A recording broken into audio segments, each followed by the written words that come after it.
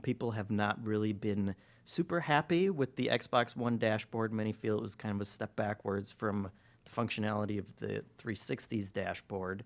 And so hopefully that's another thing that they kind of have gotten that feedback on and have something to show us today. Absolutely. And the other thing that's worth noting is with the impending release of Windows 10, I think there's a big push that Microsoft has been making in other media channels about having this united experience across all of the Microsoft, the ways that you might interact with a Microsoft product. Yeah. And for Xbox One to be left behind would seem weird to me.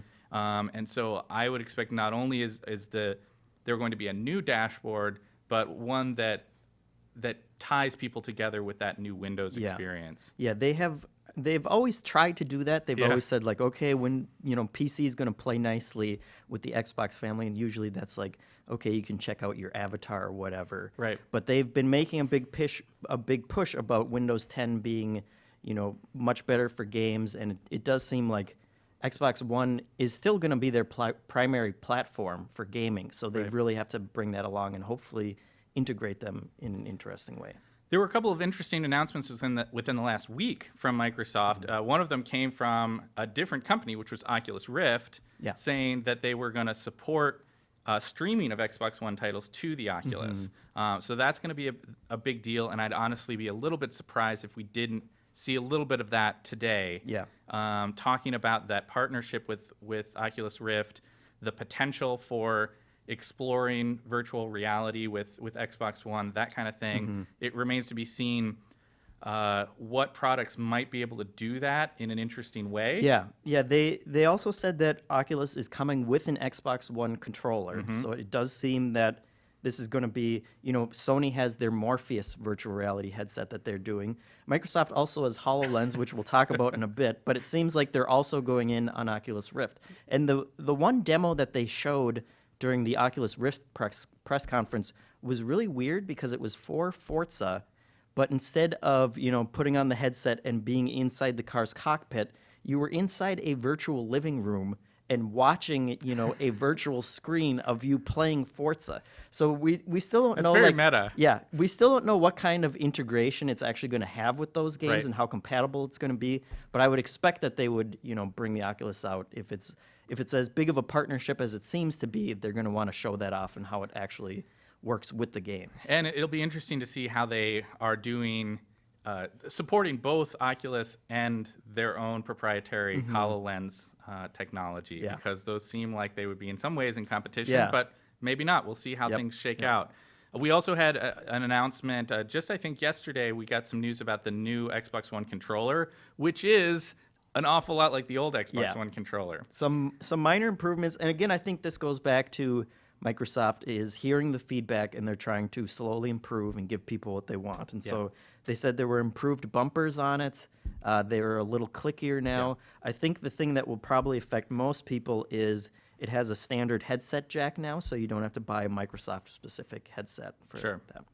Well, there's a bunch of games we expect to see. We can kind of go through them rapid fire here. I don't think there's so many possibilities. It's hard to talk in depth about any one of them. But I think one thing we expect to see today is some Gears of War. This is going to be coming from Rod Ferguson's team up at the Coalition. They used to be called Black Tusk, but have recently renamed themselves, which is a renaming process is something you might do right in advance of when you're going to reveal your big product. I don't know about you and your enthusiasm for that franchise, but I've always liked the Gears of War games. I'd be eager to see them do something pretty different with it. It felt like at the end of Gears of War 3, they kind of closed the book a little bit on the characters, and then they had this kind of prequel story that they did that had kind of lukewarm reception, I thought, from the wider gaming community. I'm excited to see them do something totally new within that game world. I love the game world, but a different time, a different place would be cool. Yeah, it seems like Judgment was kind of the game that came out almost like the last God of War, where it's kind of like, are we doing more of this? And it didn't really deliver what people want. But I think with the Xbox One, I mean, Gears of War has always been a huge exclusive and has always really pushed the technology. So hopefully they can do something that's, visually very impressive and also take it in a newer direction. Introduce a new conflict and new enemies and that kind of thing to get people back on board with that. We also have the likelihood of a Battletoads game. Yes, we have seen this teased a couple times. It's been teased a little bit on T-shirts underneath sports jackets, Yep. that sort of thing. I think that most people believe that that's a strong fit for Rare. We don't really know what those guys are doing right now. Yeah. They have the chops to cover that kind of cartoony aesthetic and do something interesting with Yeah. it. So that would be great. I'd love to see that franchise renewed, although I could do without the racing level that tortured me Everyone throughout my hated, yes. childhood. Yeah, I think it may be wishful thinking that Rare might be on it. Yeah. I think people just want to see Rare getting back to making games that they really like. But Fair enough. That would certainly be a great thing for fans. That I think another thing, like everyone loves Rare. Everyone wants to see Rare making real games and not just motion controlled things or avatars or whatever. So bring them back. Give them something that fans will love. Well, and we have on our cover this month Halo 5, and certainly that as a flagship property for Microsoft, we would expect that to be present at the show. For the record, we don't know the details of what they're showing at the press conference. We just know what they showed us. But we can say that they showed us a lot of stuff related to Master Chief. Sure. But they didn't show us a lot of stuff related to the new character, Spartan Locke. And so I'll be interested to see if they have anything related to that character and his team. Which I believe is Fireteam Osiris. I'm sure they will. I'm so excited about it. Sorry, I didn't introduce myself. I'm Wade in the control booth. I love Halo. I love you Wade. guys. Always going, Wade? interrupting. Yeah, and so I think, what do you want to see from some Spartan Locke, Wade? Well, okay, so we got to know a little bit of him from Nightfall, obviously, but not necessarily how he became a Spartan, and that's what I'm really curious about. And everyone's freaking out about the return of Buck in this game, rightly so, because he's such a beloved character. So, love to know more about him and the two other Spartans in the team, Vale and Tanaka. Tanaka's in the Halo Escalation comics, but Vale's a new character we haven't seen before. She can speak the elite language, so that's really interesting, and Cool. I just want to know more. Yeah, I think that's obviously going to be, if I had to guess, the biggest thing that they'll be showing off at the show. Halo is a big property for Microsoft. Yeah, for sure. It's what helped launch the Xbox, and it's always sort of beloved to Microsoft fans. Yep. There's the possibility of Phantom Dust. This is a kind of a wild card game that not a lot of people know a lot about. There were pretty strong indicators a few months back that the original studio connected to that game, which was, I believe, called Dark Side Games, Yes. had been removed from the property. But there were statements that the franchise is moving forward, the game is moving forward. We saw Phantom Dust at last year's press conference, and there was a promise that we would get more this year. Yeah. Last year, they just showed a trailer for it, and I guess some people were interested, and when they followed up on it, they said, no, we'll have details next year. Yeah. But then there has been this turmoil with the studio that's no longer working on it. Microsoft says it's still coming, so I think this year it will be important for them to show us more, or at least confirm that it's still coming. Otherwise, that's bad news, I think, Absolutely. for that reboot. Fable Legends is a game that I think has something to prove this year. They've gotten a somewhat lukewarm reception at previous times that they've shown this game off. Some people claiming that it didn't feel Fable enough, and that the multiplayer experience wasn't exactly what they expected it to be or hoped it would be. I'd like to see Microsoft come out on stage with Fable Legends and prove to us why it's going to be a great game. I think that case remains to be made. Yeah, this is, like you said, another kind of side project in the Fable universe. The first one, what was it, Legend? Fable, or Fable Connect game, whatever it was. I know what you're talking That about. one was a big disappointment for people. That's definitely not the Fable announcement they wanted. Right. This one seemed to fall in that too, but we can't rule it out yet. It could be a fun multiplayer game. So hopefully they'll have more to show and will make their case for why it's worth people's time. Absolutely. Another big thing this year is that this is the first E3 that we have Microsoft coming through with Minecraft as an owned property. Yeah. It would seem ludicrous to me to have spent $2.5 billion on Minecraft, Yes. then get to the next E3 and not say something about Minecraft. Whether that turns out to be an announcement of a new Minecraft game, which I don't even know what that looks like. No. It's hard to understand. I mean, the one thing that we have seen that seems likely is that There was that sort of tech demo For Oculus HoloLens. Rift, with for HoloLens, HoloLens, for Minecraft. That maybe we'd be seeing some subsequent use of the Minecraft property to be the kind of the flagship of what you can do with HoloLens. Kind of that augmented reality where you're building on your coffee table or whatever. It does seem like they have to do something with it. And I think when the announcement was first made, people thought, holy crap, that's a lot of money. Yeah. And what are you going to do with the franchise to make it worth that? Yeah. And that still remains to be seen. It's still on every other platform. The original Minecraft, they said they weren't going to pull it off of the PlayStation or anything like that. Guys, So, looks like we're going in. whoop, All here we right. go. Will you step? Or will you leap? Oh! Wade's pretty excited about new Halo Yes, he information, is. as am I. Anything he can get. We got some Tomb Raider in there. We didn't get a chance to talk about No. all the third-party stuff that's coming, but we would expect to see some Assassin's Creed Syndicate maybe today, maybe certainly some Rise of the Tomb Raider, possibly Call of Duty might be on the docket. A new PvZ Garden Warfare has been strongly implied by Electronic Arts. Yep. And we might even get something from either Rock Band or Guitar Hero, the return of the music game franchises coming in. That should be good. Cool stage setup they've got this year. Ladies and gentlemen, this is the Xbox E3 2015 briefing. Please welcome, from 343 Industries, Bonnie Ross. Looks like we're going to open the show with some Halo. Yep. On behalf of everyone here at Xbox, it is an honor to welcome you to E3 2015 and to continue the tradition of what this show has always been about. The characters, the games, and the stories that people love. In 2015, we are delivering the greatest games lineup in Xbox history.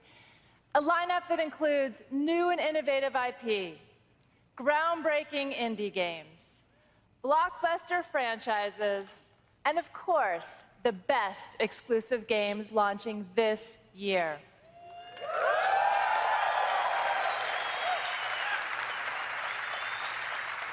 So let's start today with the first Halo game. Thank you, that's right.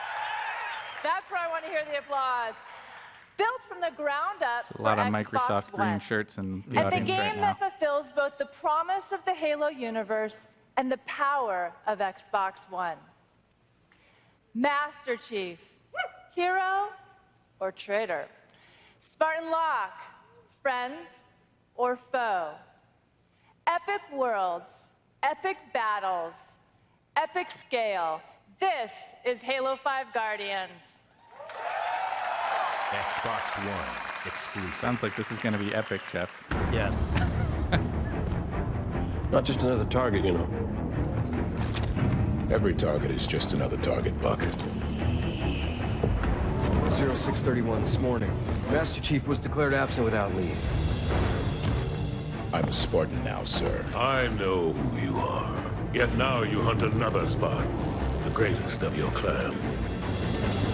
Every other Spartan, every soldier, when they hear about this, they're gonna hate us. You know that, right? You're not the only one here because of him. Sanion, the Covenant's final stronghold. That is where you'll find the Master Chief and the Guardian he seeks.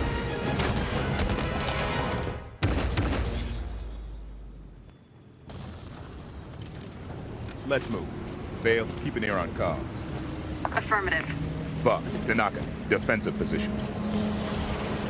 So as expected, looks like we're seeing some stuff from Fireteam Osiris here.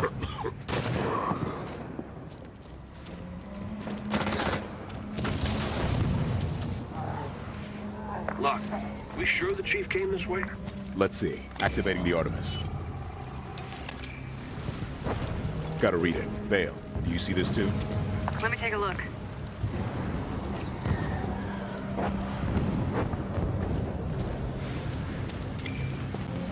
Chief's assault rifle.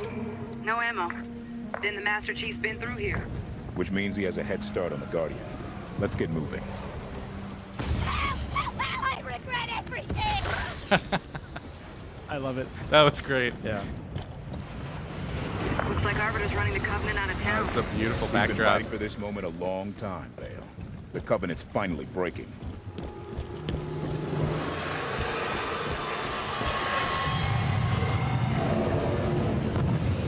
There's the Guardian. You think the Chief's already on board?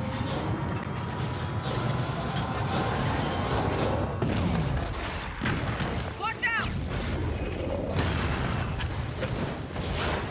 Keep your head down and run! There's a lot of crazy stuff going on screen right now. Some mantling jumping going on there, it looks like.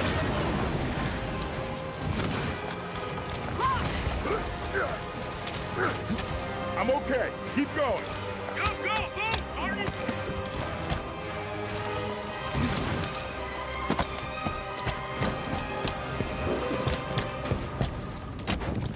Made it. Yeah, safe and sound inside a crumbling building. Better than the bottom of the ocean. I'm glad Nathan Fillion looks like Nathan Fillion. Yeah, that'd be weird, right? Did you see that? You think it's Prometheus? Incoming! Oh, those guys look familiar. Anybody who's played some Halo 4? Hang on! I'm down! Buck, light it up. You got it! That would be the new Forerunner vehicle, the Phaeton. Down. Tanaka, help Sweet. Vale. On it! On your feet, Spartan! I like that revive mechanic kind of showing there.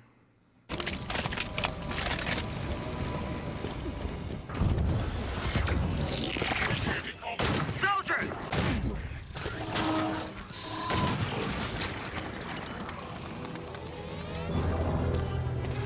Weapon cache up there. Vale, Tanaka, flank left. Buck, head up with me.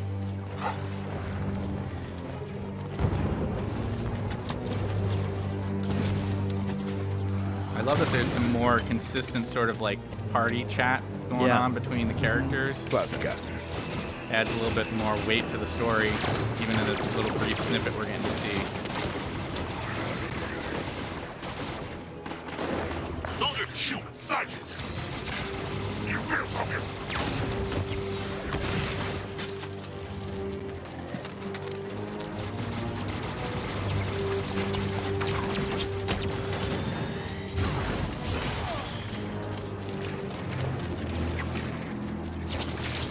Soldier captain's on deck. Take them down.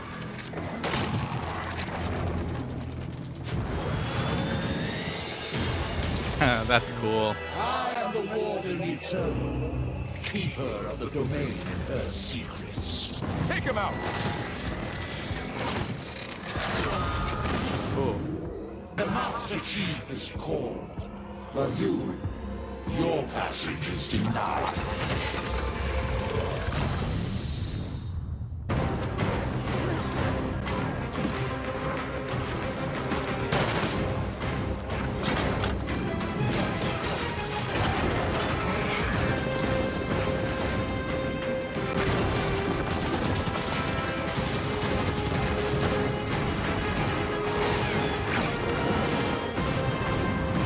We need to get airborne.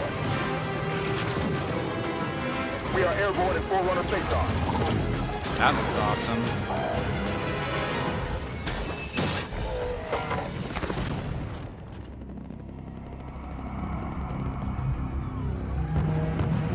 Right, October. We get to play that. All together. Yeah, hopefully. Yep. yeah, all together. Please welcome from 343 Industries, Josh Holmes. This is the biggest and most ambitious Halo campaign yet. Built for seamless drop-in, drop-out cooperative play, you'll control two distinct Spartan squads, one led by the Master Chief, and the other by Spartan Locke. Now, for the first time, the epic scale of Halo's campaign carries over to our multiplayer experience. With 24 players, AI-controlled adversaries, and massive environments that are 4 times the size of any previous Halo map, what you're about to see is a giant leap for Halo multiplayer, and it's playable here at E3. This is Warzone. Spartans, they've broken through our defenses and our base is in lockdown. Eliminate them to secure our home base. Let's go, Spartans! Let's put them down once and for all. Spartans are here. We got this.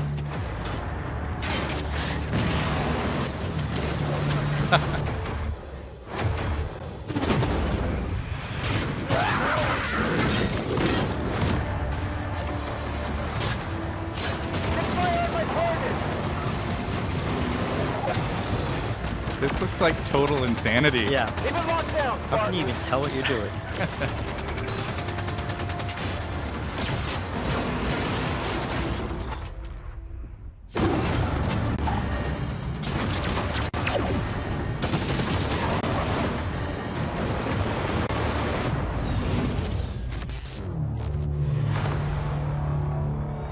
That looks pretty sweet. Yep.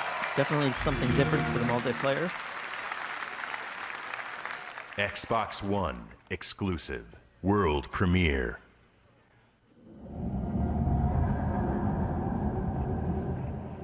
That looks a lot like Gears of War style. But let's see what it turns out to be.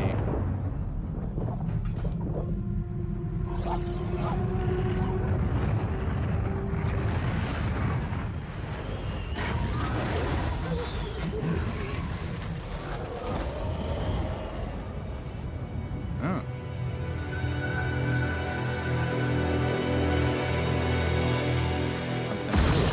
Yep, totally unexpected.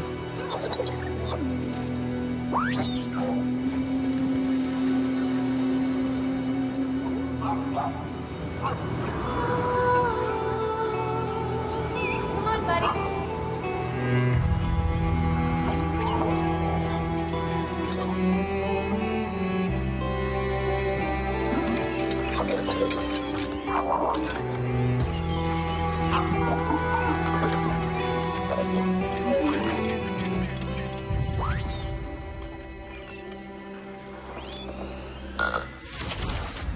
What is it?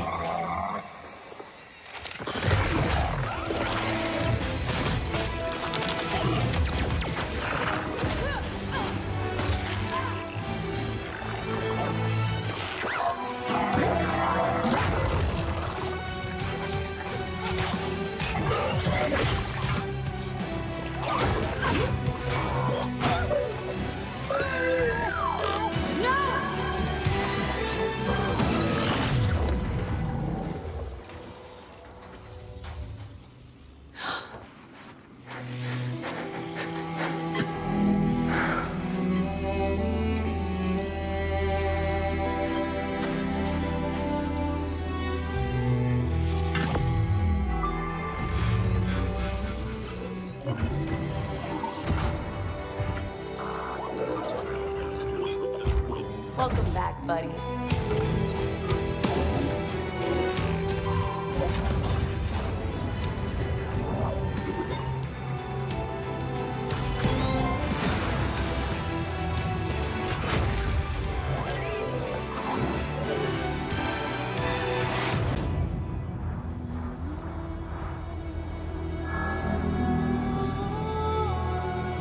ReCore. Interesting.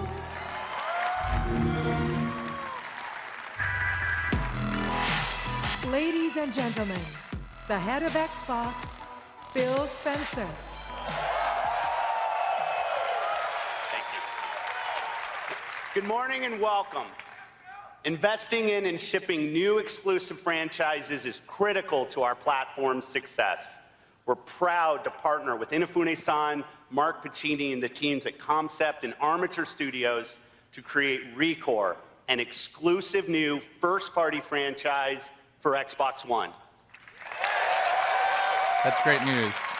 I think Microsoft really needs to have some more first-party properties. So to put you, the gamers, at the center of everything we do, to build the best platform and most reliable service for both gamers and developers. and to enable teams to push the boundaries of creativity, technical innovation, and of course, fun.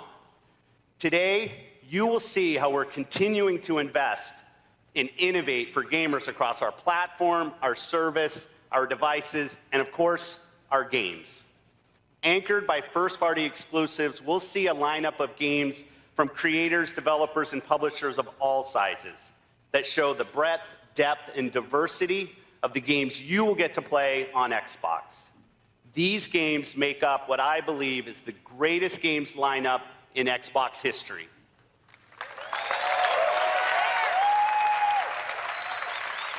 Since the launch of Xbox One, we've listened to you, the community of Xbox gamers, and we're grateful for your continued feedback. We continue to deliver monthly platform feature updates that enhance your gaming experience, and your response to the updates continues to motivate us. Last year, the team decided to tackle a feature that has been consistently at the top of your request list. And while we weren't sure it was possible, today, I'm pleased to announce Xbox One backward compatibility. Oh, awesome. That's so cool. I love it. Your Xbox 360 games. The games you've invested your time and money in, and the games you want to continue to play will be playable natively on your Xbox One. That's quite the technology problem for them to have solved, because our goal is to deliver my the understanding that it was largest an games architecture catalog issue. ever on Xbox. And Xbox One backward compatibility allows us to do just that. Please welcome Mike Ibarra, head of our platform engineering team, to show us Xbox One backward compatibility in action. Mike. Miller, want to buy a PS3 or a 360? Yeah, you got it. 100 I'll titles get right on top of this that. holiday, with hundreds more added in the months to come. So it won't be everything Digital right Xbox off the bat. 360 titles will start showing up automatically in your game library on Xbox One. And retail discs will work as well. Put your disc in, download the game, and you're ready to go. Let's take a look with one of my favorite Xbox 360 games. This is Mass Effect on Xbox One.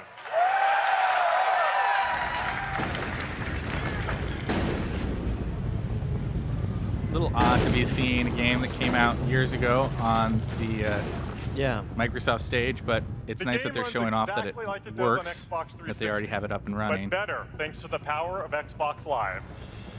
Xbox, take a screenshot. You'll get to play multiplayer with your friends on Xbox 360, and you'll get to take advantage of Xbox One features like screenshots, broadcasting, game DVR, and game streaming with the Xbox app on Windows 10. We've made this easy for game developers, too. They just need to approve titles showing up. No work is required on their part to make all of this possible. An initial set of backward-compatible titles are available today for Xbox Preview members. It will be available for everyone this holiday. With Xbox One backward compatibility, we won't charge you to play the games you already own. Thanks, and I'll see you on Xbox Good dig at Sony Live. there with their PlayStation Now. Yeah, service. it is. It's a smart move. Thanks, Mike. Now, how you play is as important as what you play. We're incredibly proud of our Xbox One controller, but whether you're a console gamer, a PC gamer, or both, we know many of you want more. More customization, more precision, and more control in your gaming experience. Let me introduce you to the Xbox Elite wireless controller coming this fall.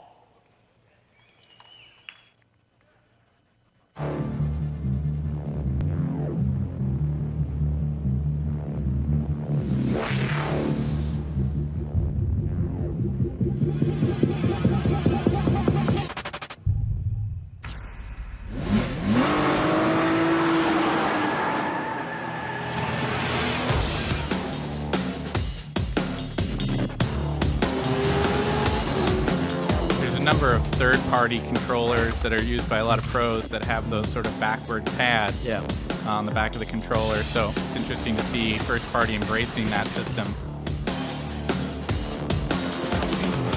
Unusual D-pad construction. That's good, though. There's another function that has been popular on the pro circuit for third-party controllers is customization features. Being able to remove thumbsticks, change them out, get concave, convex, all sorts of options.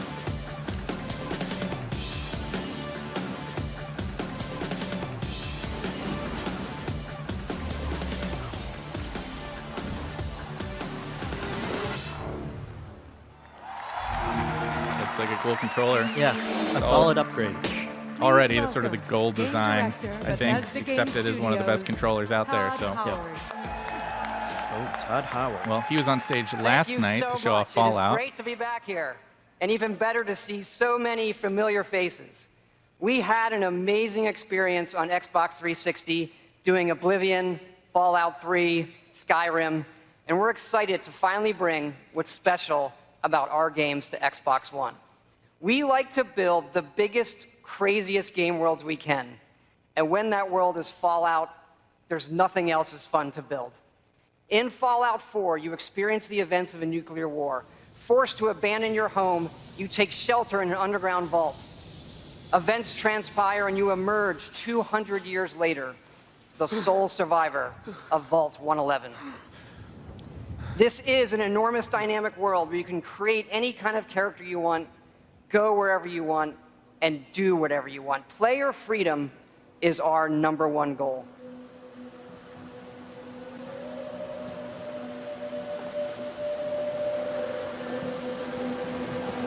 So much for Todd only having to do one demo this Yeah. E3. Pete This is Hines my lied to character, Todd. Phil. Here on your Pip-Boy, you can see all of my appropriate stats, my items and such, and we really want to make this come to life. So much so, we've even built a second screen experience that mimics the Pip-Boy on your smartphone. It works amazing. This is running on a next-generation version of our creation engine. It features full physical-based rendering, as well as dynamic volumetric lighting. This looks beautiful so far, but nothing too different so far from what we saw last night in Bethesda's And then you showcase. return home to find the family robot still waiting. As I live and breathe. Oh, it's really you. Codsworth? You're still here. So, other people could still be alive too. It's worse than I thought. You're suffering from hunger-induced paranoia. Perhaps I can whip you up a snack? You must be famished. What? Codsworth is my new favorite Food? character, by the way. I love this guy. Yeah, sure. I need a minute to think. Then I'll be right back. For people who After weren't returning watching to your last night, neighborhood, you then start exploring this world. having There are fully many voiced people you characters is can a pretty meet, big deal. as well as faithful companions. Hey, boy. What are you doing out here all by yourself? You want to come with me, pal? Okay, then. Let's stick together. It does feature Second first-person dog of the press combat, conference. as well as our VAT system. Microsoft is the platform for dog lovers currently.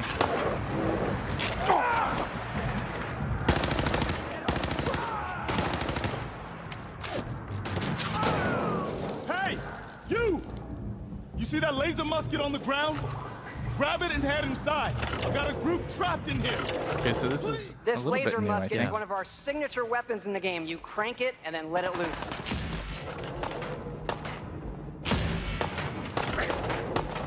As we learned last night, you'll be able to customize all these weapons in some pretty cool ways.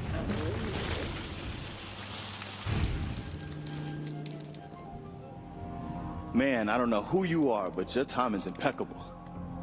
Preston Garvey. As you can see, we're in a bit of a mess here. A month ago, there were 20 of us. Yesterday, there were 8. Now we're 5.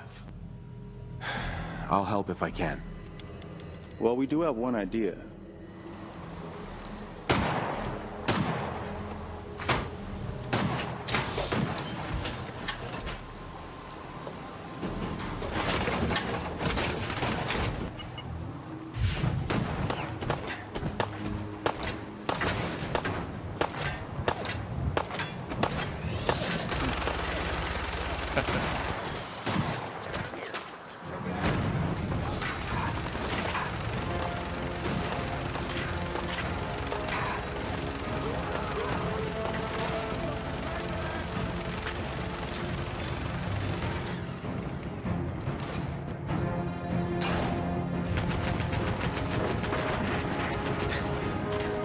That guy's pretty well gone.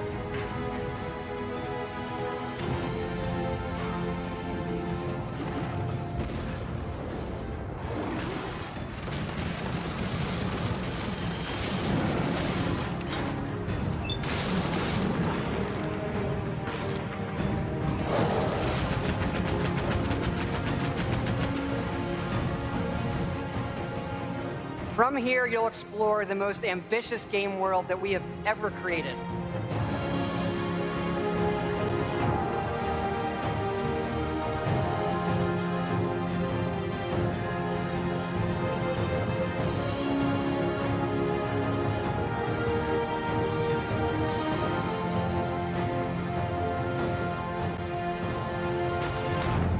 Welcome home.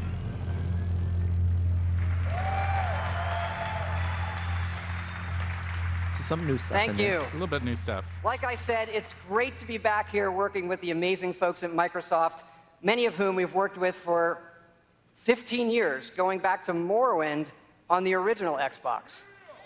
Yeah, and you know what? We would not be here, really, without the support they gave us then and the support they give us now. But I have bugged them for the last 15 years for one feature I've wanted. And working together, it's finally Fallout happening. 3 included with Fallout 4. As you know, modding just popped is a up there. big part of what we do. It is all about making it your own. I'm excited to announce that mods created on the PC will be able to be transferred, played, and shared for free on Xbox One. Wow. That's a huge deal, especially if it's not available on PlayStation. Yeah. That'll make Thanks this again. the definitive Game's coming out platform, November 10th. We hope you definitive love it. console Thanks. anyway, on which to play Fallout 4. And it comes with Please Fallout 3. welcome Yep. Chief So Operating Officer of Electronic Arts, Peter Moore. Good morning. Always great to be here on the Xbox stage, kicking off E3 with my friends and partners from Microsoft. And such exciting news from Phil that we'll be able to bring some favorite EA titles from the Xbox 360 platform to players on Xbox One via backward compatibility. Now that's going to be a lot of fun. Now, as you know, in the last year, we built a great new service in EA Access on Xbox One. It helps you do 3 simple things. Play first, play more, and play for less. It's the best of EA for $5 a month, only on Xbox One.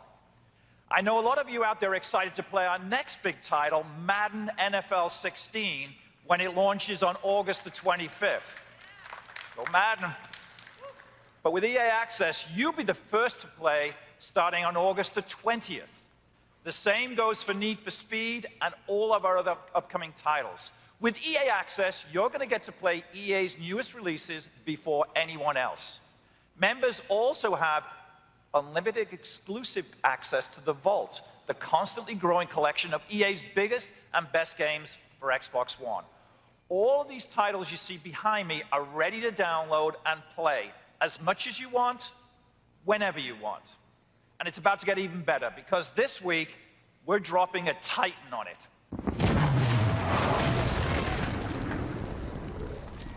Titanfall is joining the EA Access Vault this week. We'll start the summer, we'll start the summer with Titanfall, and then you can end it in the world of Thedas, because later this summer, we're bringing the epic Dragon Age Inquisition to the EA Access Vault on Xbox One. Now, let's not forget, EA Access members also get 10% off in the Xbox Store on full game downloads like FIFA 16, in-game content, like FIFA Ultimate Team packs, or the latest expansion in Battlefield. For all of you out there that would love to play first, play more, and play for less, come give EA Access a try. In fact, we're going to help you out with that. This week, in celebration of E3, we're opening up the EA Access Vault to all Xbox Live Gold members. That's right, all 12 titles. Just download the EA Access app on your Xbox One and play as much as you want for free all week long. I don't know why those people in the audience are applauding. They're all at E3. E3. They're not going to be able to play. Now, before I go, I've got some news that I think you're really going to like. Because of your passion for the insanely fun Plants vs. Zombies franchise, I'm excited to announce today Plants vs. Zombies Garden Warfare 2. So this is obviously pretty expected. They strongly hinted this was coming. This will be the funniest, craziest, most over-the-top shooter experience you've ever played. We're tapping into the heart of what fans loved about the original and adding new characters, new worlds to explore, brand new ways to play, and tons more. Plants vs. Zombies Garden Warfare 2 arrives next spring, and here is the exclusive world premiere trailer. Thanks, everyone, and have a great E3. World premiere.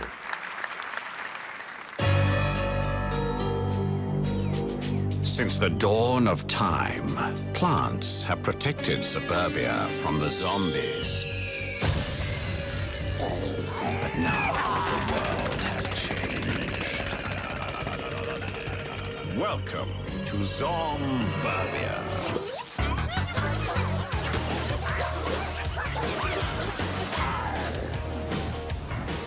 Danger zone here, apparently.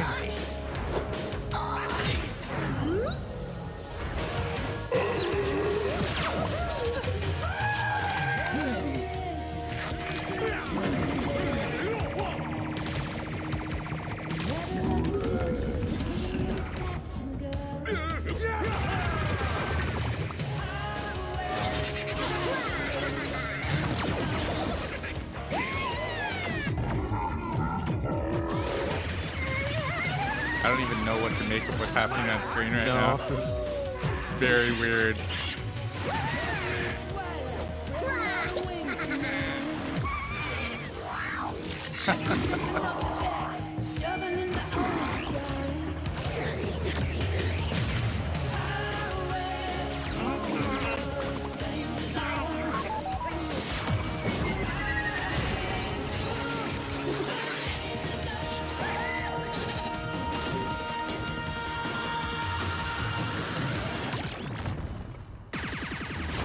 So even more ridiculous. That than was the last one. that was really weird. The Ford Motor Company was born on the racetrack. It's a racing legacy that propelled the This company feels like a to very odd transition now. when Henry Ford II, the GT40, and an international super team stunned the racing world by finishing 1, 2, 3 at the 24 Hours of Le Mans. In the following years, the GT not only went on to defend its championship in the race of the century, it dominated the decade, becoming a legend in motorsports. The crowd cheers, the champagne bottles pop. Now, on its 50th anniversary, the GT is back, and its racing legacy lives on. Developed in a secret studio beneath Ford's engineering center. Okay. Since we're doing a car reveal now. Why not? I guess that's an Xbox exclusive. Yeah. Stunning the world at the 2015. You need to own an Xbox One to buy that car. Yeah. And in 2016, set to return and reclaim its place amongst the legends of Le Mans. This is what we've been racing for.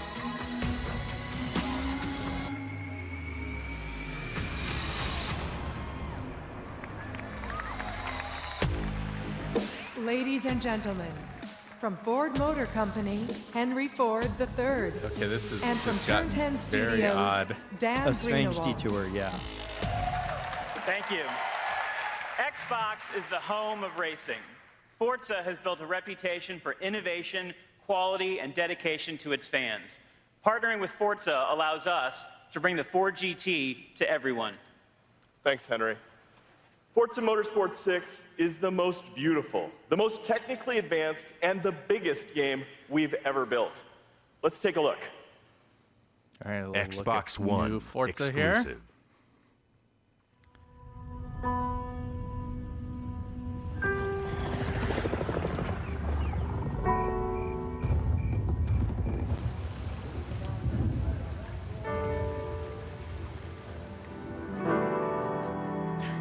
Get the car out of the way. Oh, beautiful it is. Okay, if you have slow car pan on your bingo card, you can now cross it off. You can indeed. This is kind of romantic.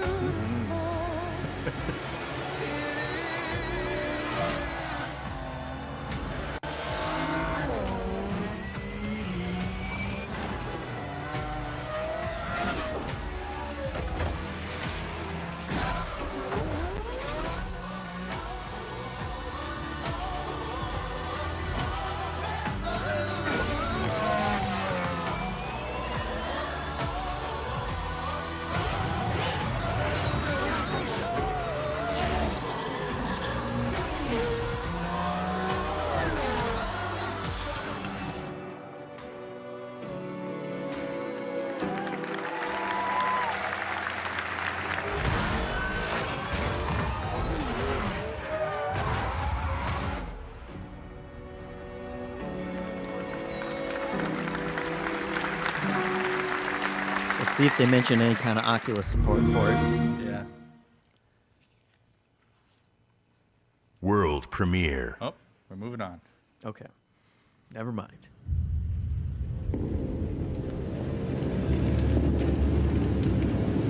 Ooh, this looks Dark Soulsy. This does look pretty Dark Soulsy. And it's from.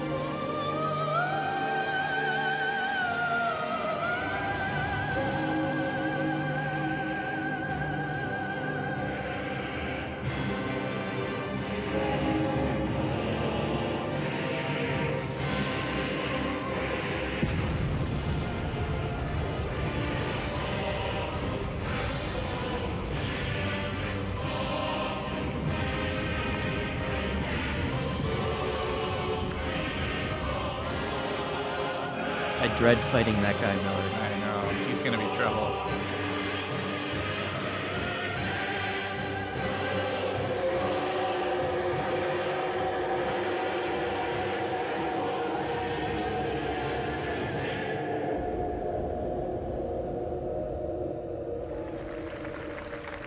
Nice for Microsoft to at least get to reveal that one, since Definitely. And Bloodborne was an exclusive for PlayStation. Exactly.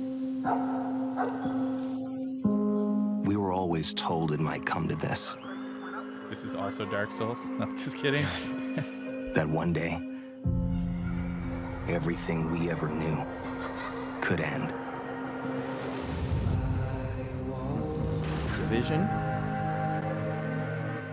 It was a weaponized virus. One by one, we began to fall. People started tearing each other apart until society as we knew it collapsed.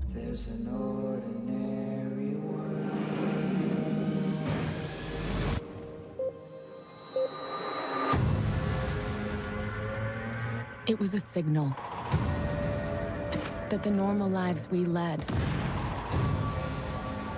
were gone. We are activated as a last resort.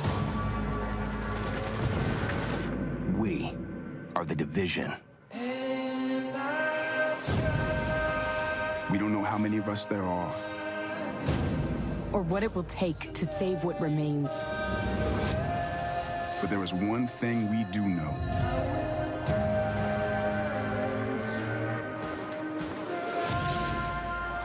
There cannot be any hope for tomorrow. We're getting if a we lot don't of fight pre-rendered for trailers today. right now. Yeah. It's worth noting, with the exception of Halo, we've seen mostly just pre-cut trailers and footage.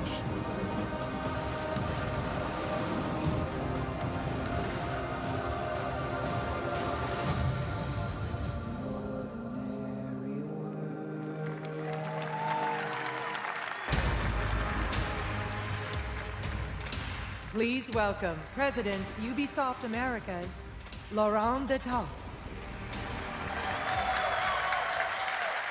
Bonjour!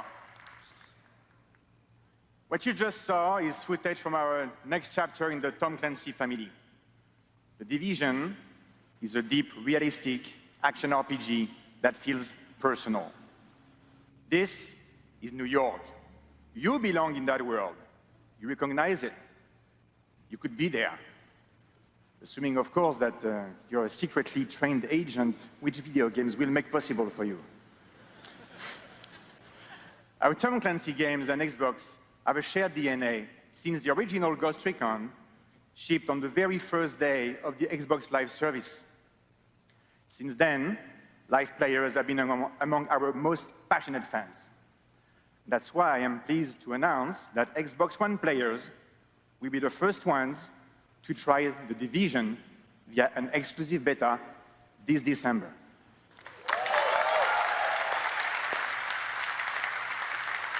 Now, if you're an Xbox Clancy fan, I have more.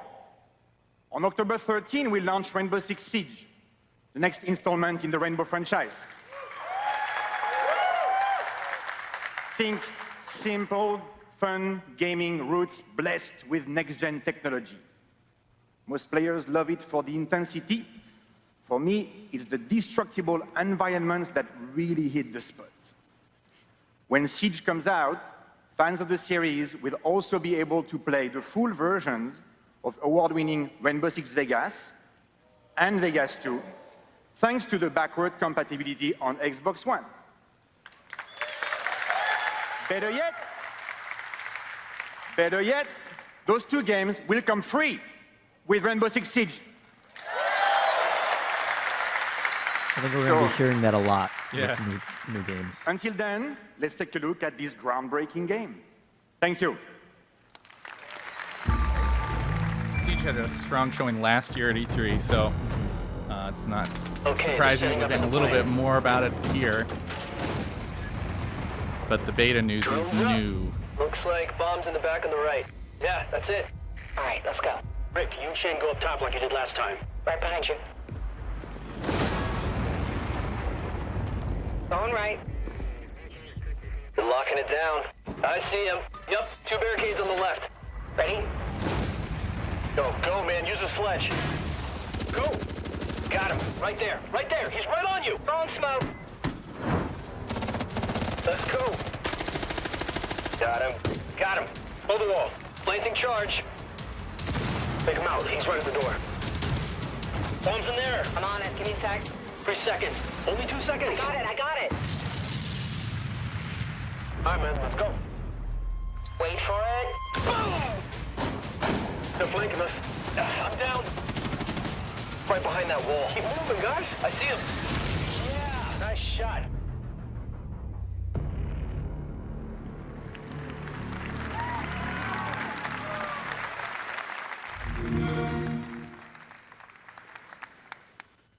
Windows 10 and Xbox One exclusive.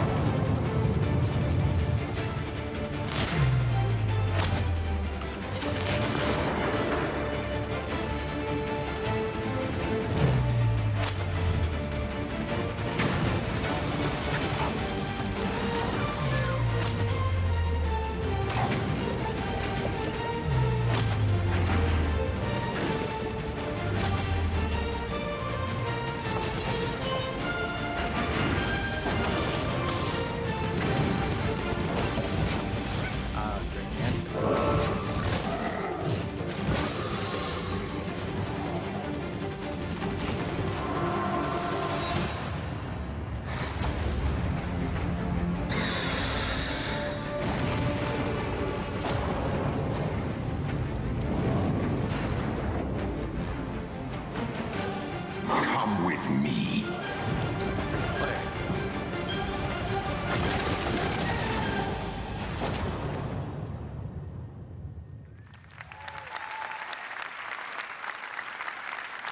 A brawl is surely brewing. You're up. Little glimpse at some indie titles Perhaps now, it looks like. an indie montage. Yep. You can Also cross on that your one off bingo your card. list. Yep.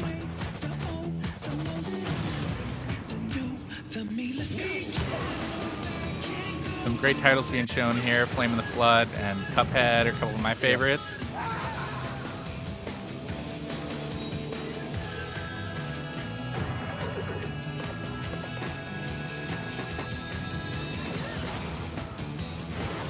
The new D&D game.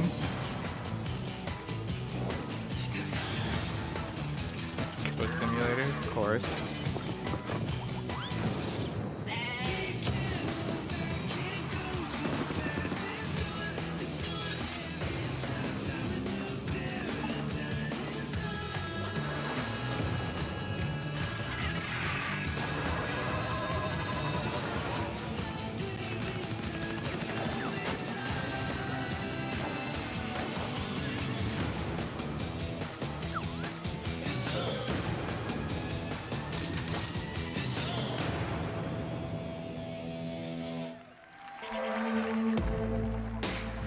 Please welcome the director of ID at Xbox. I'm glad they're at least going to talk about it and not just have the montage and move on past it. What you just saw was a sampling of the titles coming from the more than 1,000 independent developers making Xbox One and Windows games as part of the ID at Xbox program. You know, enabling creators to realize their visions and deliver incredible new experiences to Xbox players around the world is what the ID at Xbox program is all about. And it's been awesome to see the level of critical and commercial success developers have already had on Xbox. And we're really just at the start. Now, I'd like to introduce you to some amazing creators whose games are going to be debuting exclusively on Xbox One. Hi, I'm Steve Gaynor from Fulbright. When we created Gone Home, we wanted to tell a very small, personal story. So we created a game that took place entirely in one family's house. But with our next game, Tacoma, we wanted to push ourselves to explore new ideas and new frontiers. What is life like in a place that's completely unfamiliar to you and me? A place that's beyond the bounds of Earth? And what has happened to the crew of Lunar Transfer Station Tacoma? It's great that we're getting a little time with more in-depth on one of the indie titles. That's great. Come in. Control. Hello?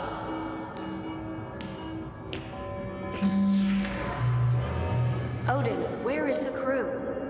That information has been classified.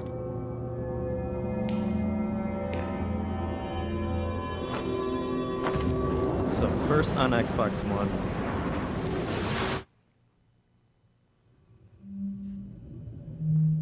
Odin, what am I going to find behind this door?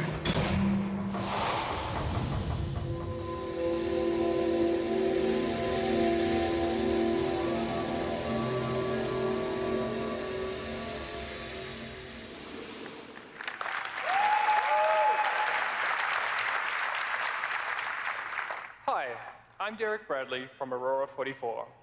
Our small team in New Zealand has set out to create a harsh, open world to explore.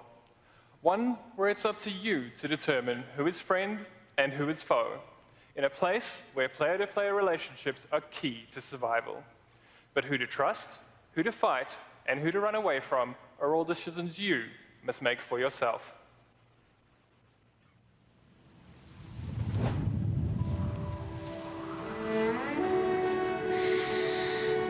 Cool art style in this game.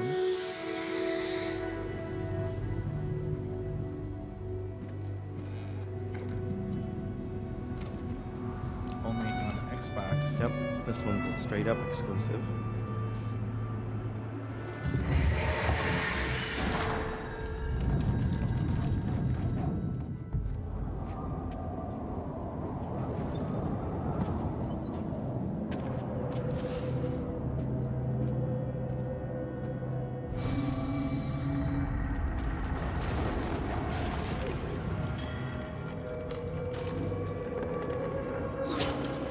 Oh.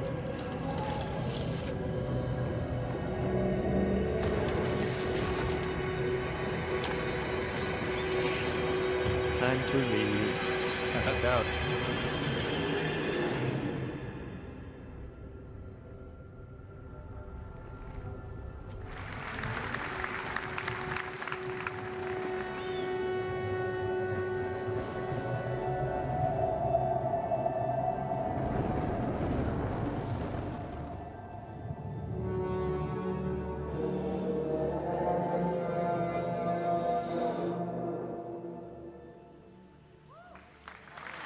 Interesting new project. Yep.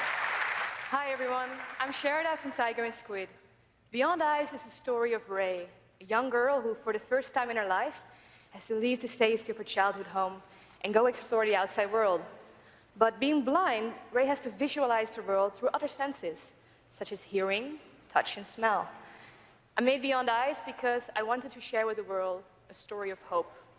If we embrace the challenges that life throws at us, and if we open ourselves up to new experiences, it can be a beautiful world.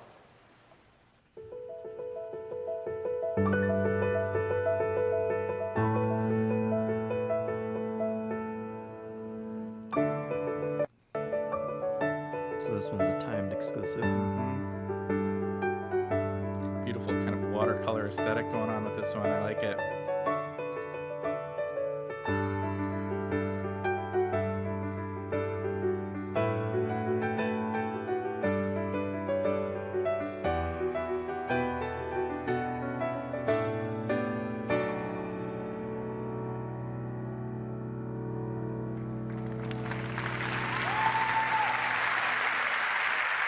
Hi, I'm Chad from Studio MDHR, and this is my Cuphead. brother Jerry. A few years ago, when we first sat down to sketch Cuphead, we had no idea that character would eventually be the star of his own Xbox game. At that point, the only thing we were certain of is that we wanted our game to have the look of a 1930s cartoon and the precision of a classic 16-bit platformer. With the help of Microsoft, we have brought our sketch to life. Today, we are excited to give everyone a quick peek into the world of Cuphead.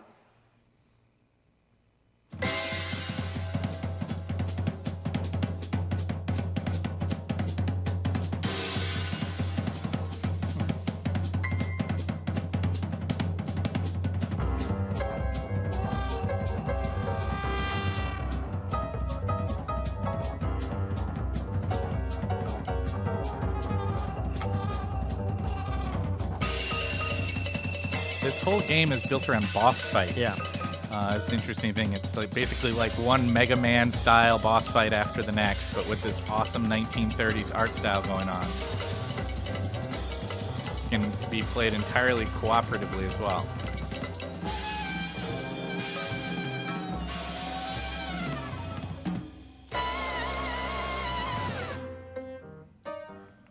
That's a great exclusive for Microsoft.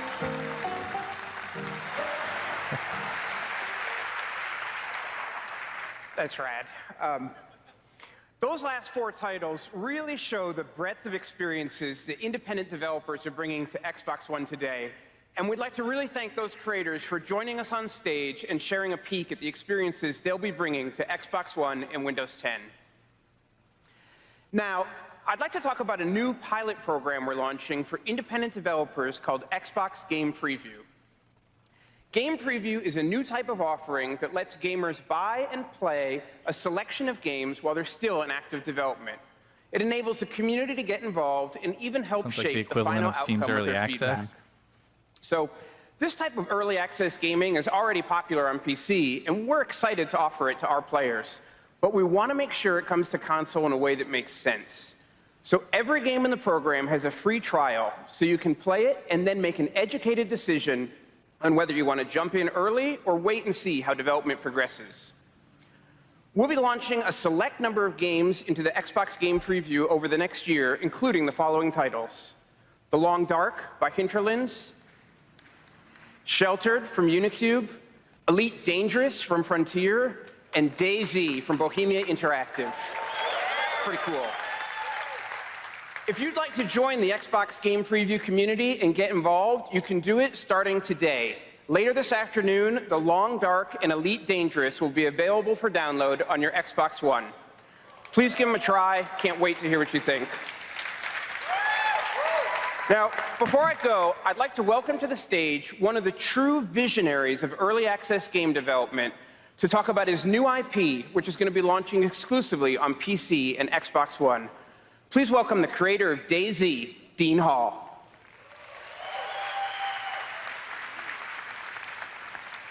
I want a game that is not a game. I want a game that is a universe. A universe built not on scripts or quests, but on the laws of physics, biology, and chemistry. A simulation MMO that explores mankind's expansion into space. The chance to be a pioneer in a harsh universe, swamped with the risk of death, yet peppered with the havens of fortune. For the past year, I have been working with the technology company Improbable to turn my long-term prototype into a reality. It worked. We are the architects of this new universe, but you, the players, through Xbox One game preview and PC, will govern its destiny.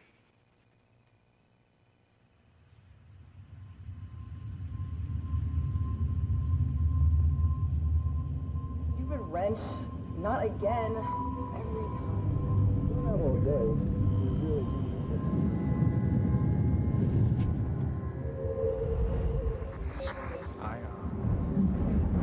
Okay, that seems to indicate that it's a timed exclusive. Yeah, first.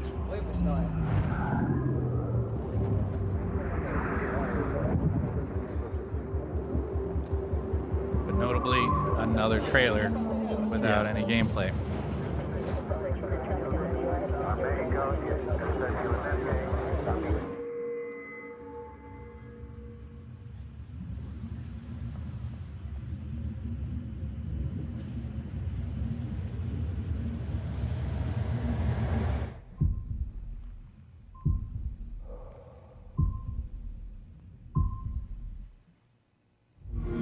That looks intriguing, but I don't really know what it is. No, what you're doing. Ladies and gentlemen, from Crystal Dynamics, game director Time for Ryan some Rise Morgan. of the Tomb Raider. I'm thrilled to be here today on behalf of the entire team at Crystal Dynamics to demo the world premiere gameplay of Rise of the Tomb Raider.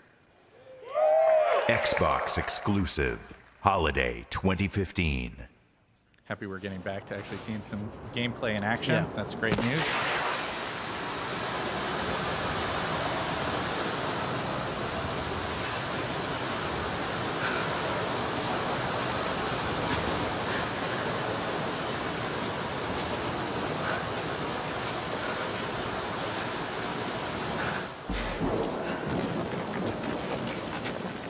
Wait till you see this view, Laura.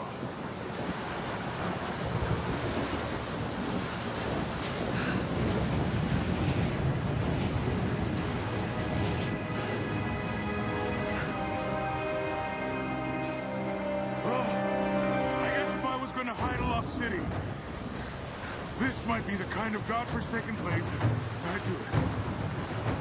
Storm's getting closer. Can you go to all those mountains, Miller? That's the real question. Should be enough time. We're almost to the top. That guy's gonna be fine. What do you think? He's totally not gonna We're die. close to something, Jonah. I can feel it. Just this last stretch to the top. All right. Let's see what's up there.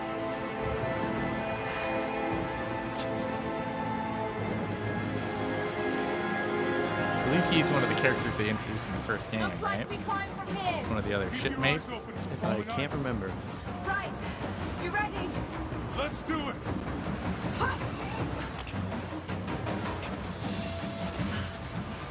There's lots of loose ice up here.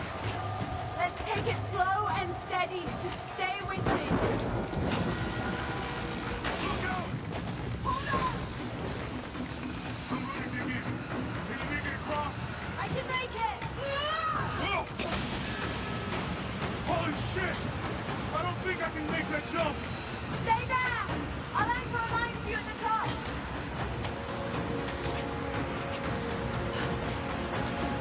Almost there, Laura. You got it.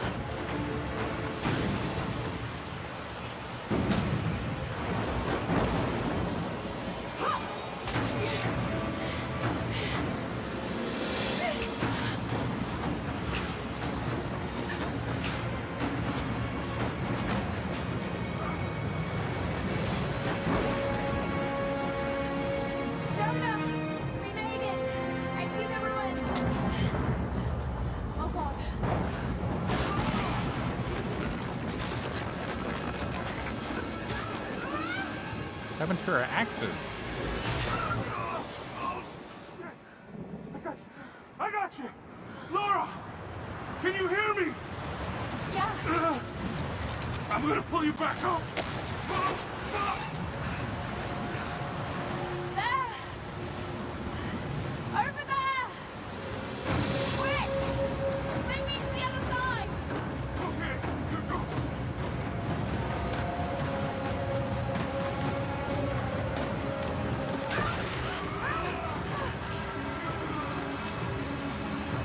Laura! I can't hold you! I want to swim you! Climb! Climb!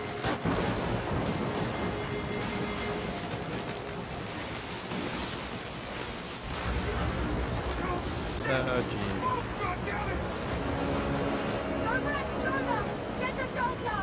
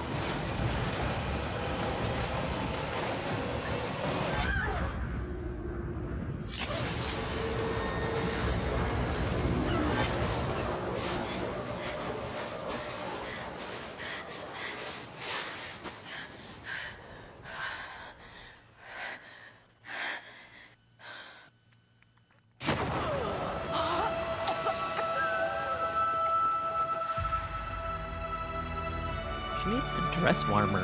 Yeah. Get a hood. A hat. Something else dwells in the darkness of this place. But I've got to continue. I finally feel a sense of purpose again. Like I'm doing what I was meant to do. Some kind of marker.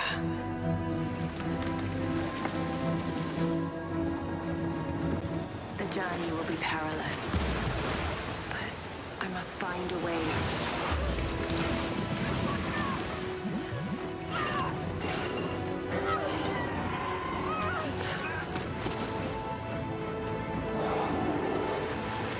Incredible.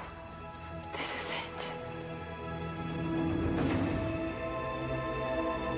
Certainly a lot of big set piece moments in there, it looked like. And some tombs. Yep. Because it's Tomb Raider.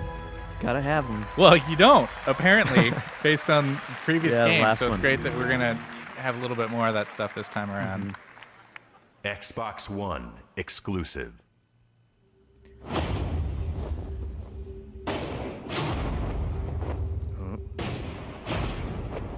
Oh, man.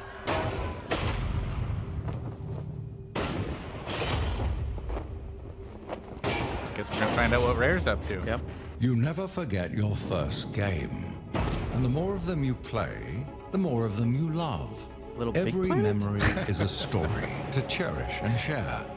We fought back monsters, soared across the stars, achieved the impossible. We were heroes. There were games that blew us apart, and games that brought us together. Whether you're reliving childhood memories or discovering classics for the first time, you'll see why the best stories will never be forgotten.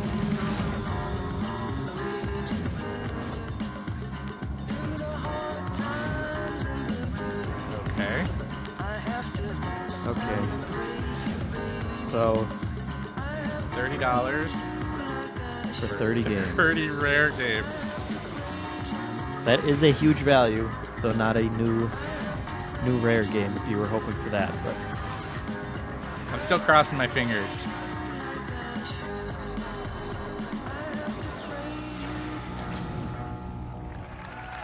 August. Coming soon.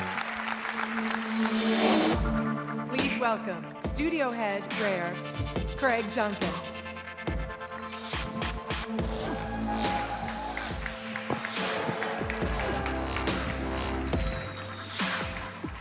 "2015 marks the 30th anniversary of Rare, and we wanted to celebrate by giving Rare fans an iconic collection of Rare games.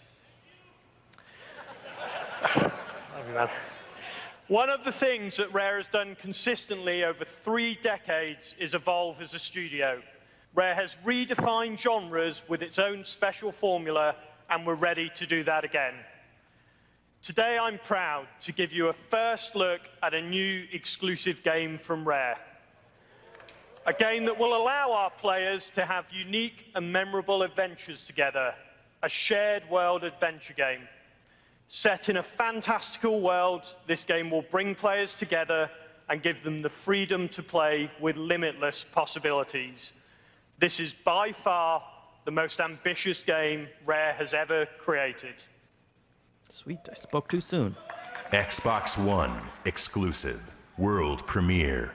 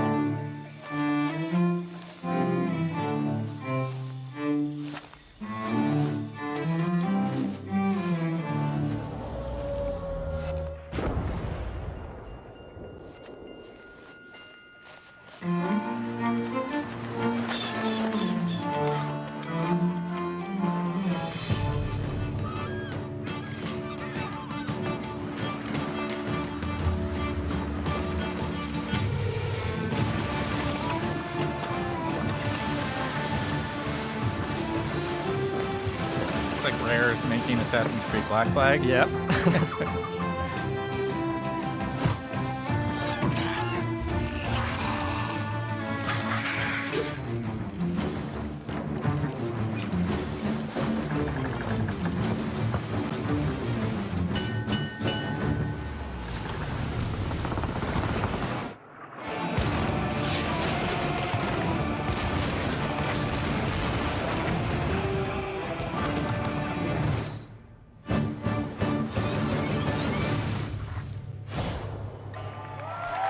Well, not the Battletoads announcement we were expecting, but cool to see that Rare has something on the horizon. Xbox One and Windows 10 exclusive. Let me tell you a story of a world of great beauty, full of promise, full of magic,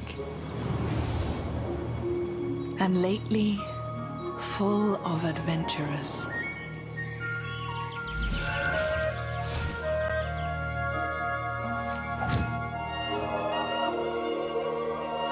Eager to explore, eager to tell a story of their own. But this is not a story of heroes.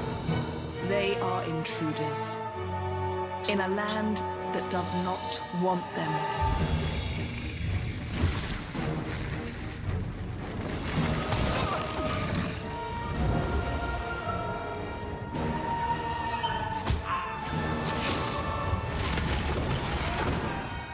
Such is the nature of heroes. Hungry for what they don't have. Obsessed with their legends. But this is not their story. and I will end their little fairy tale.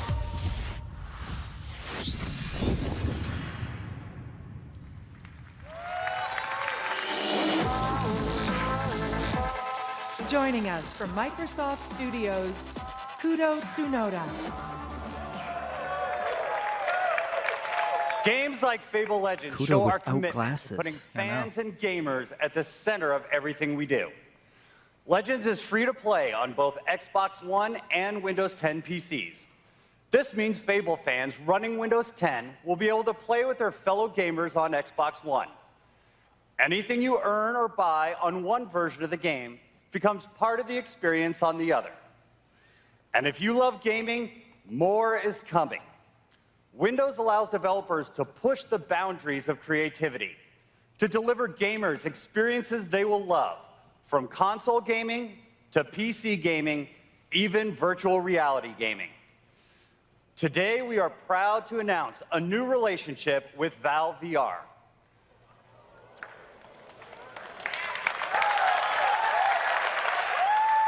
Microsoft's doubling down, I guess, on We'll the be VR working thing. closely with Valve to make Windows 10 the best platform for VR gaming. And last week, we were on the Oculus stage announcing a partnership with Oculus. The Xbox One controller will be included with every Oculus Rift at launch. This puts our high-precision gaming controller at the center of VR gaming.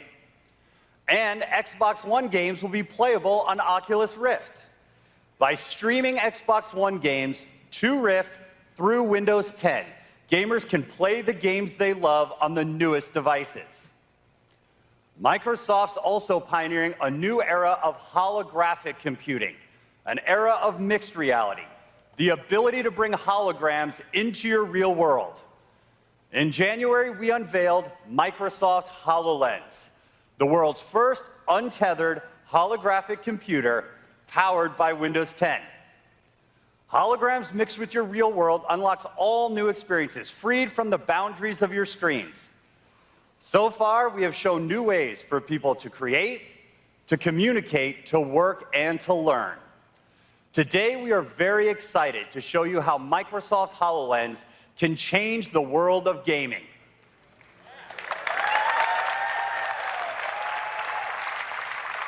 To show you how it works, let me introduce Brand Director at Mojang, Lydia Winters. Lydia? Thanks, Kudo. 4 years ago at E3, I met the Mojang team for the very first time. Soon after, I joined them on this unbelievable adventure. This game has changed millions of lives, including my own. In the past 5 years, we've been blown away by the amount of people who have been playing our game. The community's incredible creativity has taken Minecraft into places we never could have imagined. Every day, we see new and exciting things being made. On July 4th and 5th in London, we are going to have the biggest Minecraft celebration in the world at Minecon 2015. We can't wait to share more with the community there and be inspired by their ideas. We're always trying to harness new technology and create new ways of playing the game. With that in mind, please let me welcome Zach Pearson from Microsoft Studios, and we're excited to be able to show a new version of Minecraft built specifically for Microsoft HoloLens. Thank you, Lydia. To show our demo today, we're using a special camera. This display technique is like putting a HoloLens right on the camera itself, allowing the entire audience to see the holograms. Looks kind of now, crazy. this is a live demo with real working code. Let's show what it can do.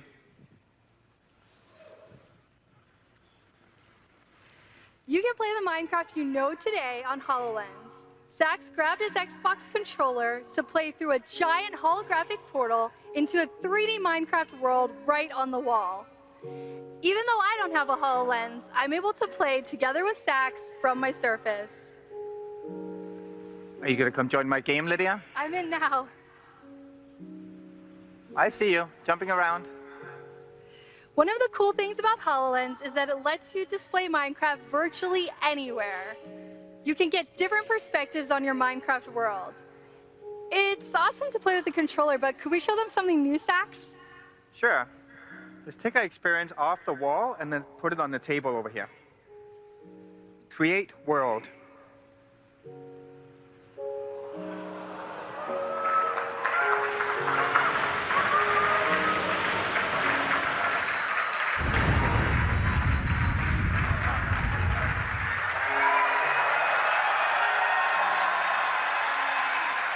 I see Lydia way up there. As I run around and play, Sax can easily navigate and manipulate the world using his voice and his hands. He can walk around the hologram, pan around for different viewpoints, and even look inside. Let's follow Lydia around for a bit. Follow player. I can zoom in and out for a better perspective. Closer. Or all the way in. Close up. What are you up to, Lydia? I'm hopping in a minecart. People do. Let's take a ride down to the village. We're going to pick a different perspective. Overview.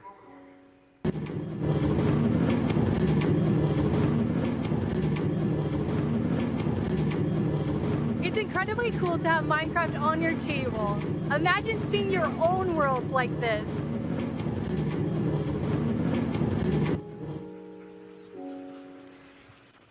Isn't it crazy that I see Sax just standing at the table, but through the HoloLens, he can see a whole Minecraft universe at his fingertips. You can even raise the entire world and see things that are normally hidden way underneath the ground. Could you give us a sneak peek of what's under that village, Sax? Sure. Grab the world, lift it up, and let's see what's hiding underneath Lydia. Ooh, huge stronghold right underneath. I'm gonna mark that for you. Mark that. But you're gonna have to find a way to break in. I see it, I'm on my way there now.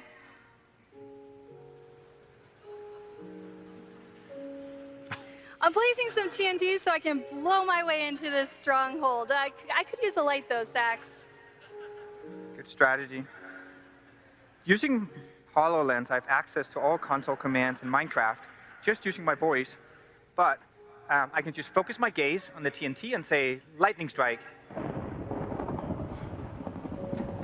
Step back. Whoa! There's a lot of worked. materials down there I wouldn't have seen without you. Well, there's one more thing I want to do with lightning. I see a pig pen over here. I think the pigs need an upgrade. Do it. Lightning strike. There you have it. Zombie pigmen.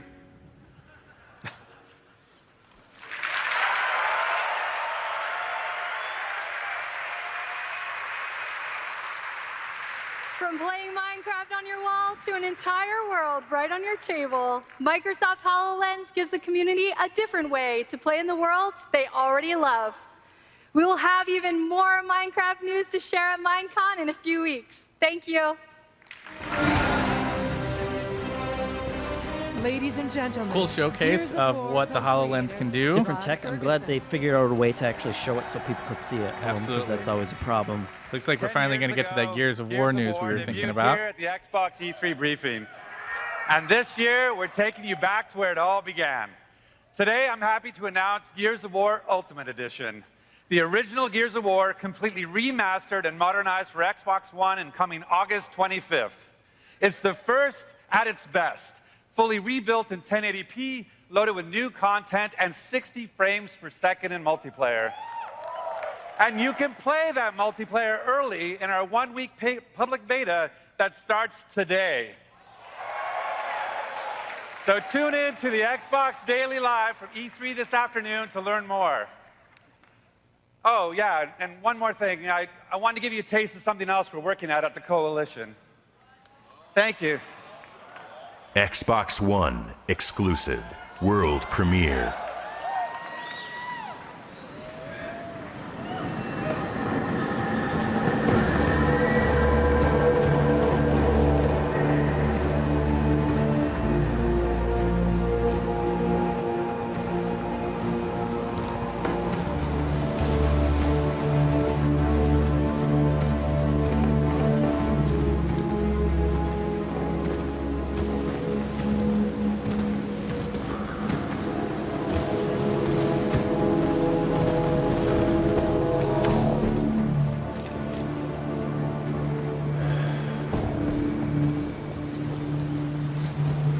Looks like it went this way. Come on.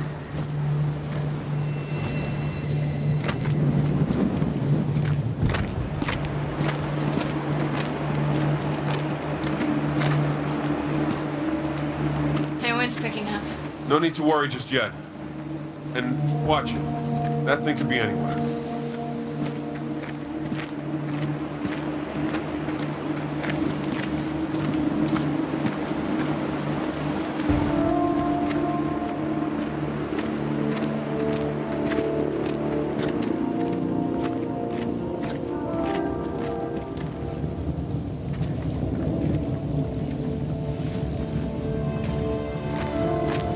Hey, there's water here. Sure that's safe? Yeah, it's just rainwater. Yeah, with stuff floating in it. Let's assume I'll live.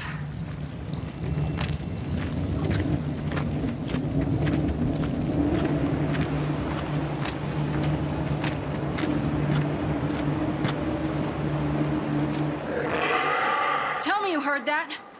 There! It's on the move! After it!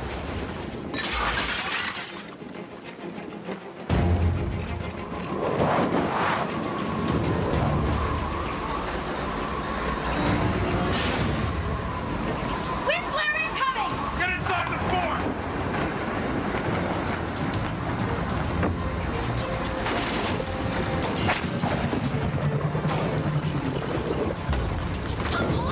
Seriously? Damn it! Back to town! Or not! JD! Yeah! There's a gate here! Coming!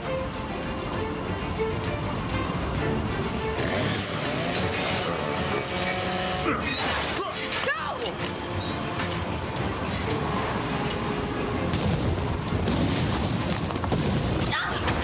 Don't stop! Keep going! Hey, there's shelter just ahead! Holy! JD! Door! Go! Get inside!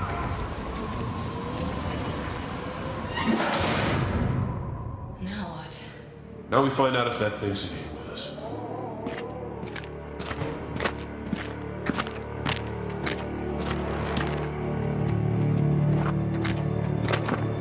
What is that?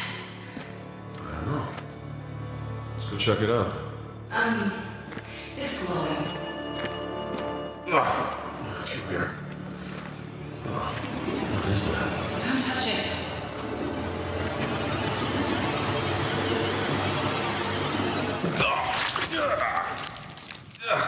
JD! I'm okay. Son of a... I think it shorted out my flashlight. Great.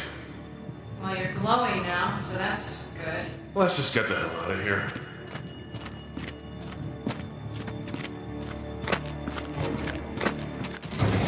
There it is! Quick, come on! It's on the roof! Go! Move! Oh, no. All right. Just don't touch the pods. It's above us! Easy.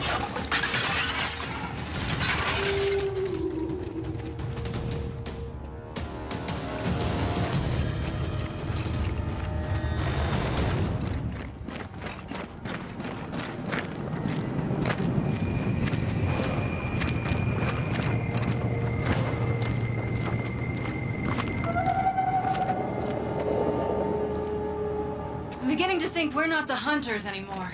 Let's just clear this courtyard. There! Come on! Through the door!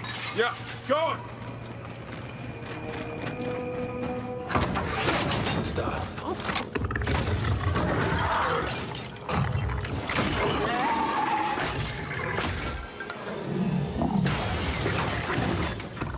Okay, you're a big fella. Easy now. Oh, that's not good.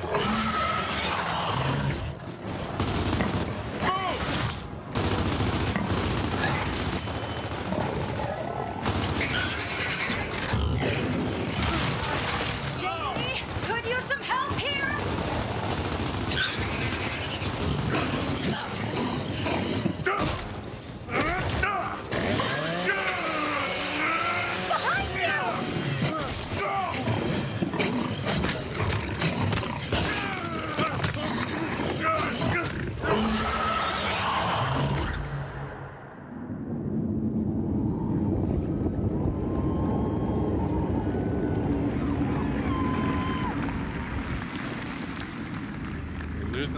of war. Mm-hmm.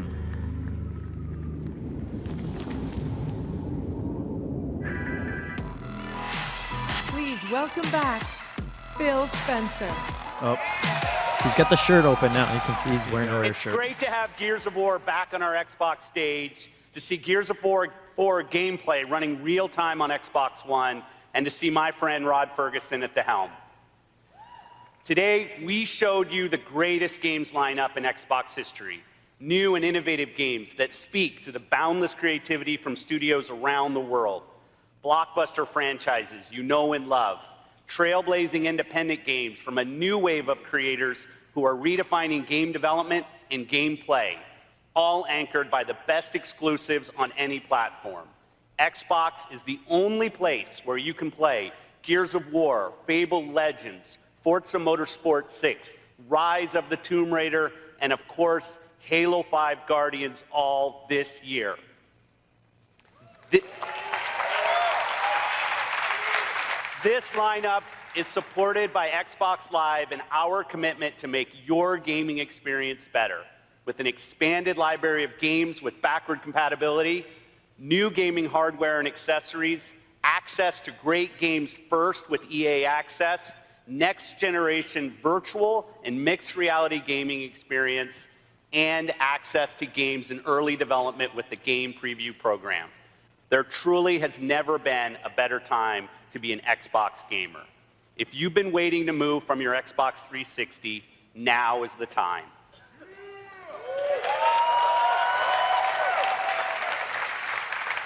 Today, we've shared only a fraction of what's coming to Xbox One and Windows 10 this holiday and next.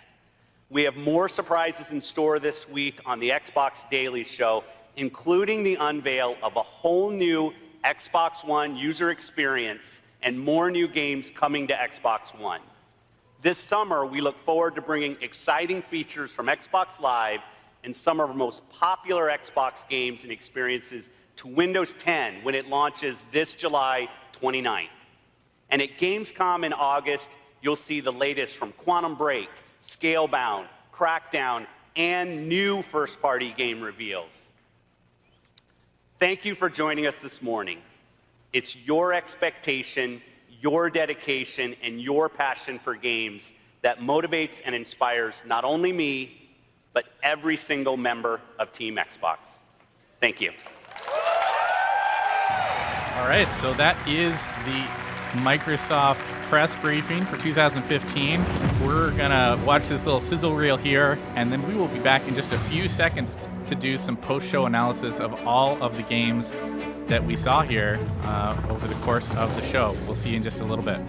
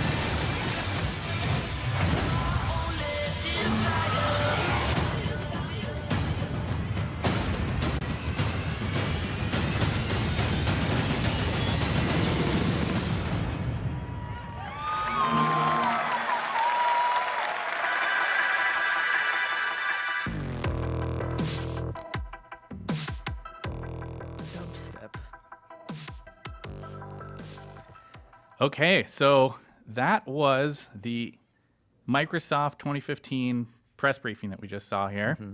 And there was a lot of stuff on display. Yes, there was. They started by calling it the greatest games lineup in Xbox history. Do you think they lived up to that? Well, It's an impressive lineup of trailers, certainly. And I don't mean that disparagingly necessarily. They definitely had a strong lineup of titles that are coming to Xbox. A lot of, you saw the word exclusive pop up on the stage again and again and again. So in some cases, those were wholly exclusive games. In other cases, they were timed exclusives. Yeah. But a lot of really strong titles. I think right out of the gate, the thing that I would maybe be my biggest hit against the conference is how much of that was pre-scripted stuff that didn't really show us gameplay of a lot of the games. We did have a few games that we got to see some detailed demos for most, and they were probably the most important ones to see. We saw Halo 5 in action with a really impressive demo, which we'll talk about more here in just a minute. We saw Rise of the Tomb Raider going along relatively scripted sequence of gameplay, but still really impressive visual, seeing this crazy avalanche sequence play out. And we got to see the new Gears of War, which if we follow what the logo said, is no longer called Gears of War. Yeah, Gears 4. Just called Gears 4 with what seems to be, and maybe there'll be some Gears of War fans out there that can correct me. It seemed like new protagonists at the center here. Yeah. I didn't recognize those guys from previous games. It's been a while since I've dug into the Gears of War games, so maybe those were minor characters that I don't know about. But regardless, the fact that we didn't have Marcus Phoenix there as the centerpiece character says something about them moving forward, which is, I think, as we talked about before the show, what we'd both like to see from the franchise. Yeah, and they seemed a little more relatable. They toned down the kind of meathead. Yeah. All right, let's go in and kill everyone. I agree. They seemed kind of a little more playful, and they had interesting banter between the two of them. So. Absolutely. But to take a step back from that, I mean, I think many of the other games that we saw, while they looked like really interesting projects, and it was great that they were exclusives, I felt there was kind of a dearth of true gameplay experiences that we saw played on stage. Yeah. And, to some degree, that's a response to the growing visibility of these briefings. There's lots and lots of people out there who are watching them at home. They're trying to create an experience that doesn't have any flubs. We used to see a lot more of those sorts of problems in press conferences several years ago because it was more basically just the people in the audience who were watching. That's no longer the case. You have a lot of people out there who are watching this as entertainment, like people watch the Oscars or something like that. And so they don't want any mistakes, and that means going with some stuff that's kind of pre-scripted. Unfortunately, that leads to the impression that things are maybe not as real as they could be. Sure. So it remains you always to be have to seen. question, whether the graphics will be. Some of those games they still looked plausible, let's say, but without being able to see actual gameplay. Yeah, we'll have to wait. Absolutely. Well, let's talk about what they opened the show with, which was Halo 5, and what I thought was a really awesome demo. Yeah. We had predicted ahead of time that we were going to see some stuff from the other team, the not Master Chief team, and that was what we got, which was great. See some of these new or returning characters who haven't previously been the center of the franchise. Yep, Buck is back. Yes, Buck is back, offering up some sarcastic commentary from time to time, which is great. As I mentioned during that demo, I liked the banter between the group. Yeah. Made them feel more alive. Even when one of the characters would go down, having there being this ongoing banter between them about getting that character back up, that kind of thing, changing weapons. And that should be good for co-op too, depending on whether you want to chat with the actual person controlling them or not. It seemed like he was still giving out mission objectives, and the actual voice actor was doing that, so everyone knows what they should be doing. Hopefully they'll listen and actually play along with that. But yeah, well, we'll I think see how that co-op experience plays out. But from what we've learned about it when we went out to visit 343 Industries, it's very much built around that kind of drop-in, drop-out experience. So there's always those characters. You're always rolling with one of the fire teams or the other, either Master Chief or Lox, and it should be easy to be able to have somebody just kind of drop into your game, take on one of the characters, and keep on rolling through the story. And those the backdrops during that demo, just of this crazy, these explosions of Covenant ships in the background, looked really amazing. Yeah. They joined last night's presentation of Doom from Bethesda as being really a showcase of like how amazing some of these first-person shooter games are going to be looking in the next year. Yeah, lots of interesting architecture and environments that they were going through. So. Absolutely. And they also showed Warzone 2, which just looked like constant chaos. Warzone looked totally insane. I mean, I think the idea here is to have the player versus player multiplayer experience, but to integrate player versus environment enemies into the experience.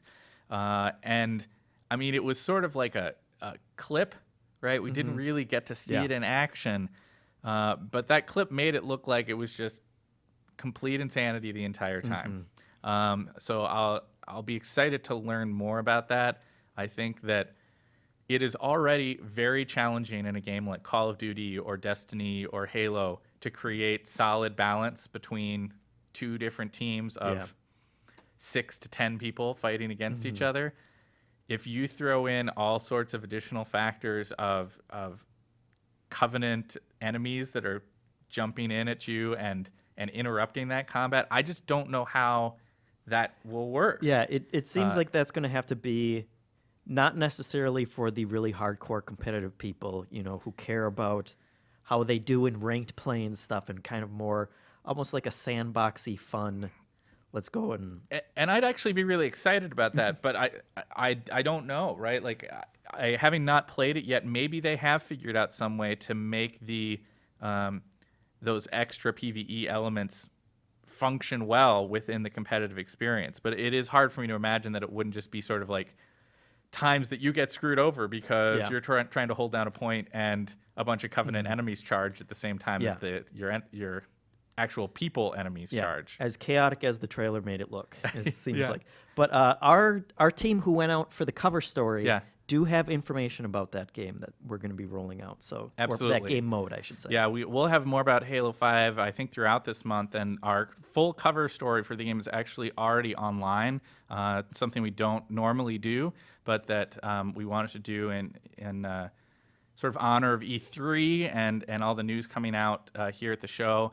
You can learn all the stuff that our team learned about it out there at 343. You can see that cover story available on GameInformer.com. Yep. We saw a trailer for a game called ReCore from Inafune, as well as the team's Concept and Armature. It's a new first-party game for Microsoft, which is one of the reasons I think that they front-loaded it as much as they did. Yeah. Microsoft often gets criticized for maybe not the most robust first-party lineup, and anything that they can do to show that they're investing in furthering that first-party lineup is, I think, a good thing. Yeah. I can't say I really understand what's going on in that game, other than that you have a cute buddy. They killed the robot dog. They killed the robot dog, but he didn't really kill him. Yeah. It was just his spirit lived on inside of a much larger robot human beast creature thing. Yeah. So it's all good. It's all good. The dog made it through. But presumably that should be interesting for gameplay if you can have this companion that goes along with you, but it's changing shapes. Absolutely. You could imagine presumably have situations, different functionalities and stuff. Yeah, exactly. You could imagine situations where it would be a big thing that you'd ride, or some giant creature that you could send charging into battle that's many times your own size. Yeah. Those kinds of experiences I think would be really neat. It looked like an intriguing world, sort of it certainly had a sort of post-apocalyptic kind of vibe to it. The main character being some sort of scavenger who's trying to find things, but still very colorful. And we saw that from a couple of games. In this lineup. So absolutely, one of the other big things that they came out with was the backwards compatibility news. This is something that's always an unusual aspect. It often shows up at E3. Talk about backwards compatibility shows up for Sony and for Microsoft year after year after year after year, from one console generation to the next. And it's an interesting thing because it's a thing that everybody really, really wants. And yet in practice, a lot of indicators out there seem to show that not as many people use it as talk about wanting it. And it's really hard to implement. So it always kind of comes off as lip service, like, hey, this is something we'd like to do. We're trying to figure it out. Yep. But this seemed like a much larger assertion from Microsoft that they're going to have this Xbox 360 compatibility. It's not, they said it's not every game at the beginning, but that, I mean, it was front and center for the press conference, and they listed a number of games, and also throughout the rest of the thing, you kind of saw those pop up. It seems like that's kind of how they're bolstering their, third party games need to come with some kind of exclusive, and it seemed like a couple of them were like, okay, we'll throw in the old games too. That's a nice way to kind of add to it. Yeah, it's a smart function for pre-order bonuses, for like you said, for bonus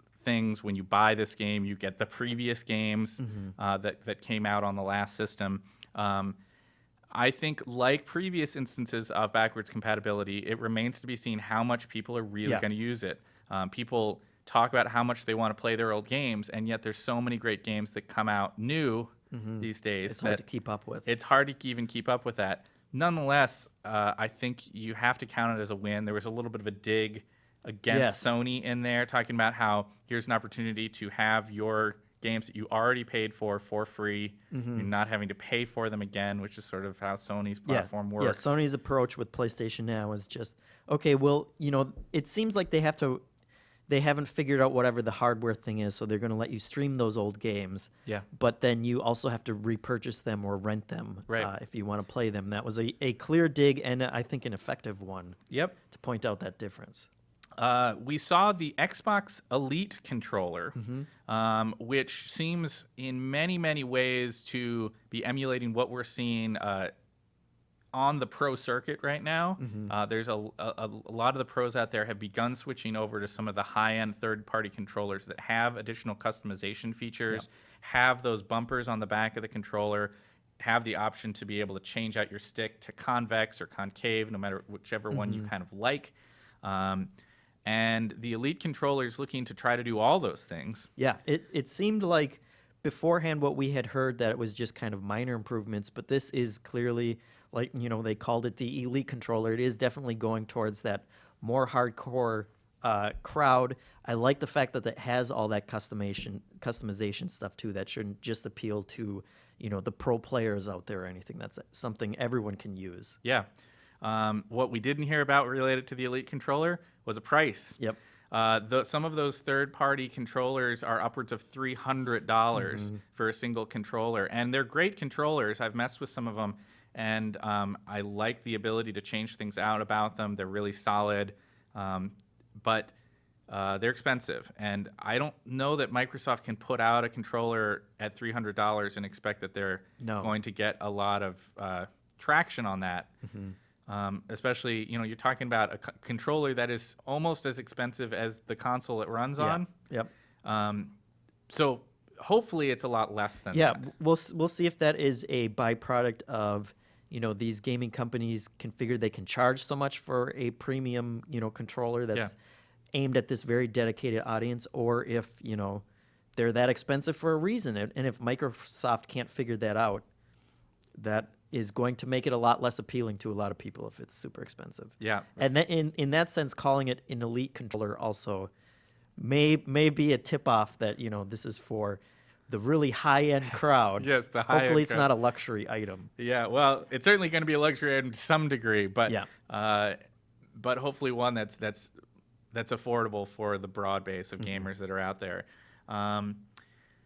We saw some Fallout 4, not a lot of new stuff in terms of actual gameplay, except for a few brief sort of story snippets about coming in and helping this crew of people who are stuck inside of a building.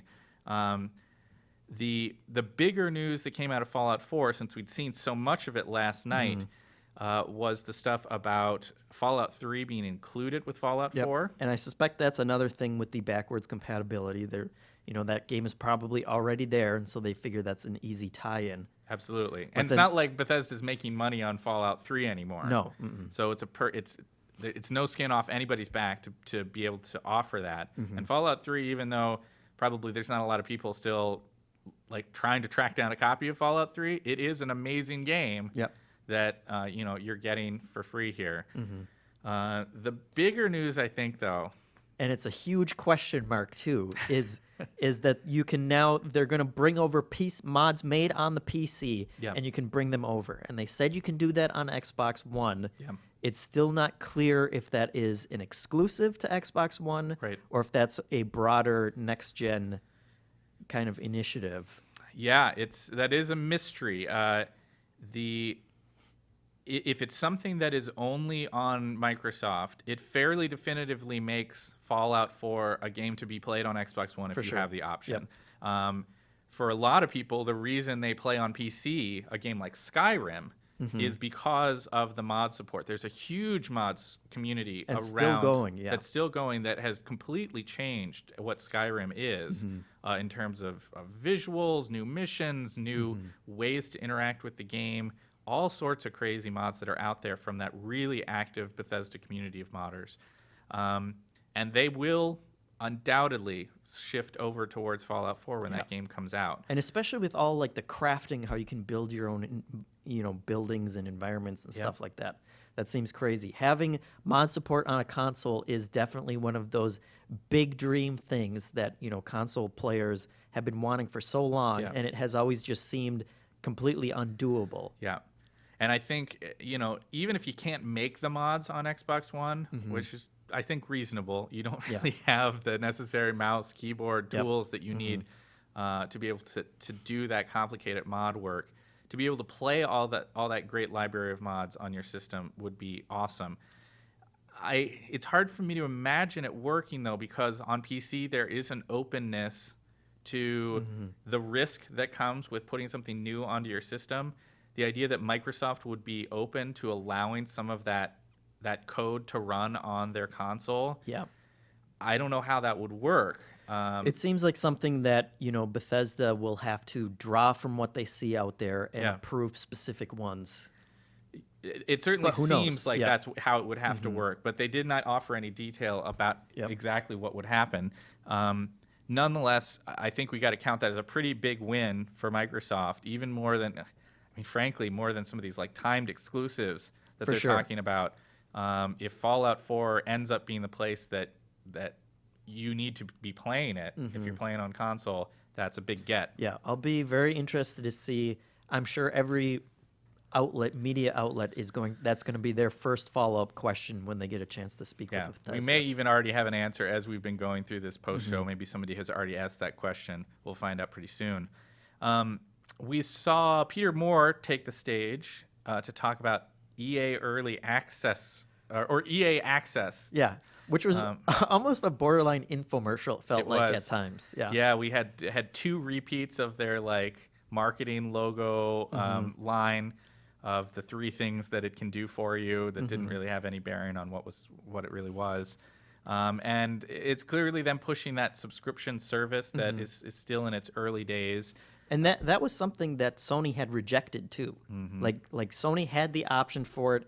They decided they were not going to, participate probably for their own reasons. They said they didn't feel it was a good value for PlayStation 4 owners. That may be because of PlayStation Now, and they had their own streaming system set up. Possible. But it is. It's still good news if you're an Xbox One owner, and if you also want to pay, the subscription fee for that. They mentioned that Titanfall is, I think they said almost immediately. Yeah, I think it's this week, and they talked about Dragon Age Inquisition being later this summer. Those are two really great games, really big games that you'd be able to play if you were just paying that subscription fee.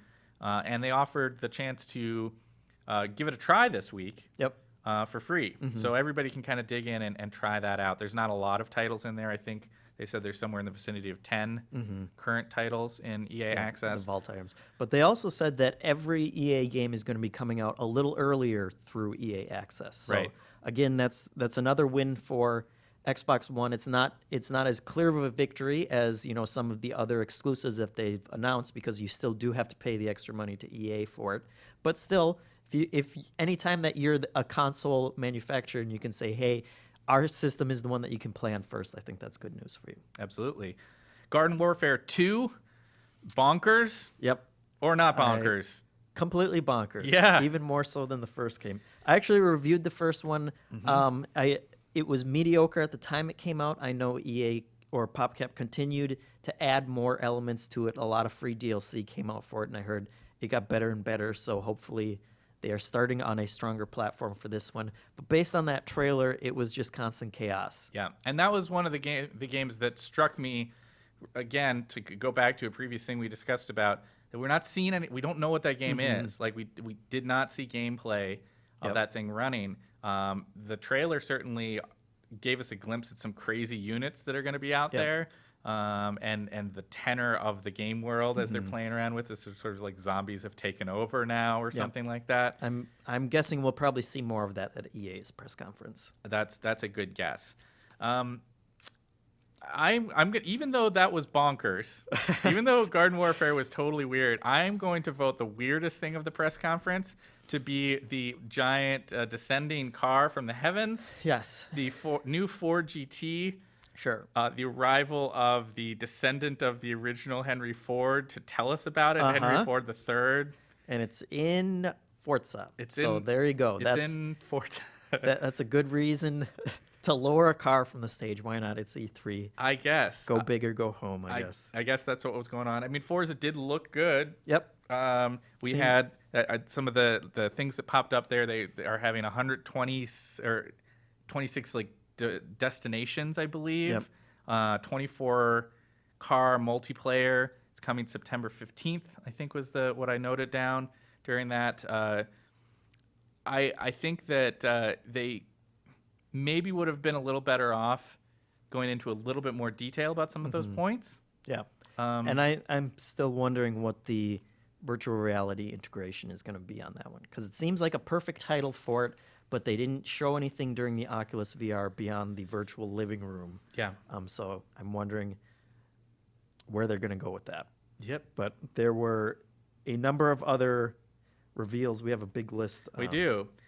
So we saw Dark Souls 3. Yep. That was a very cool reveal. Again, no gameplay. Nope. But we did get early 2016 release date time frame for that one.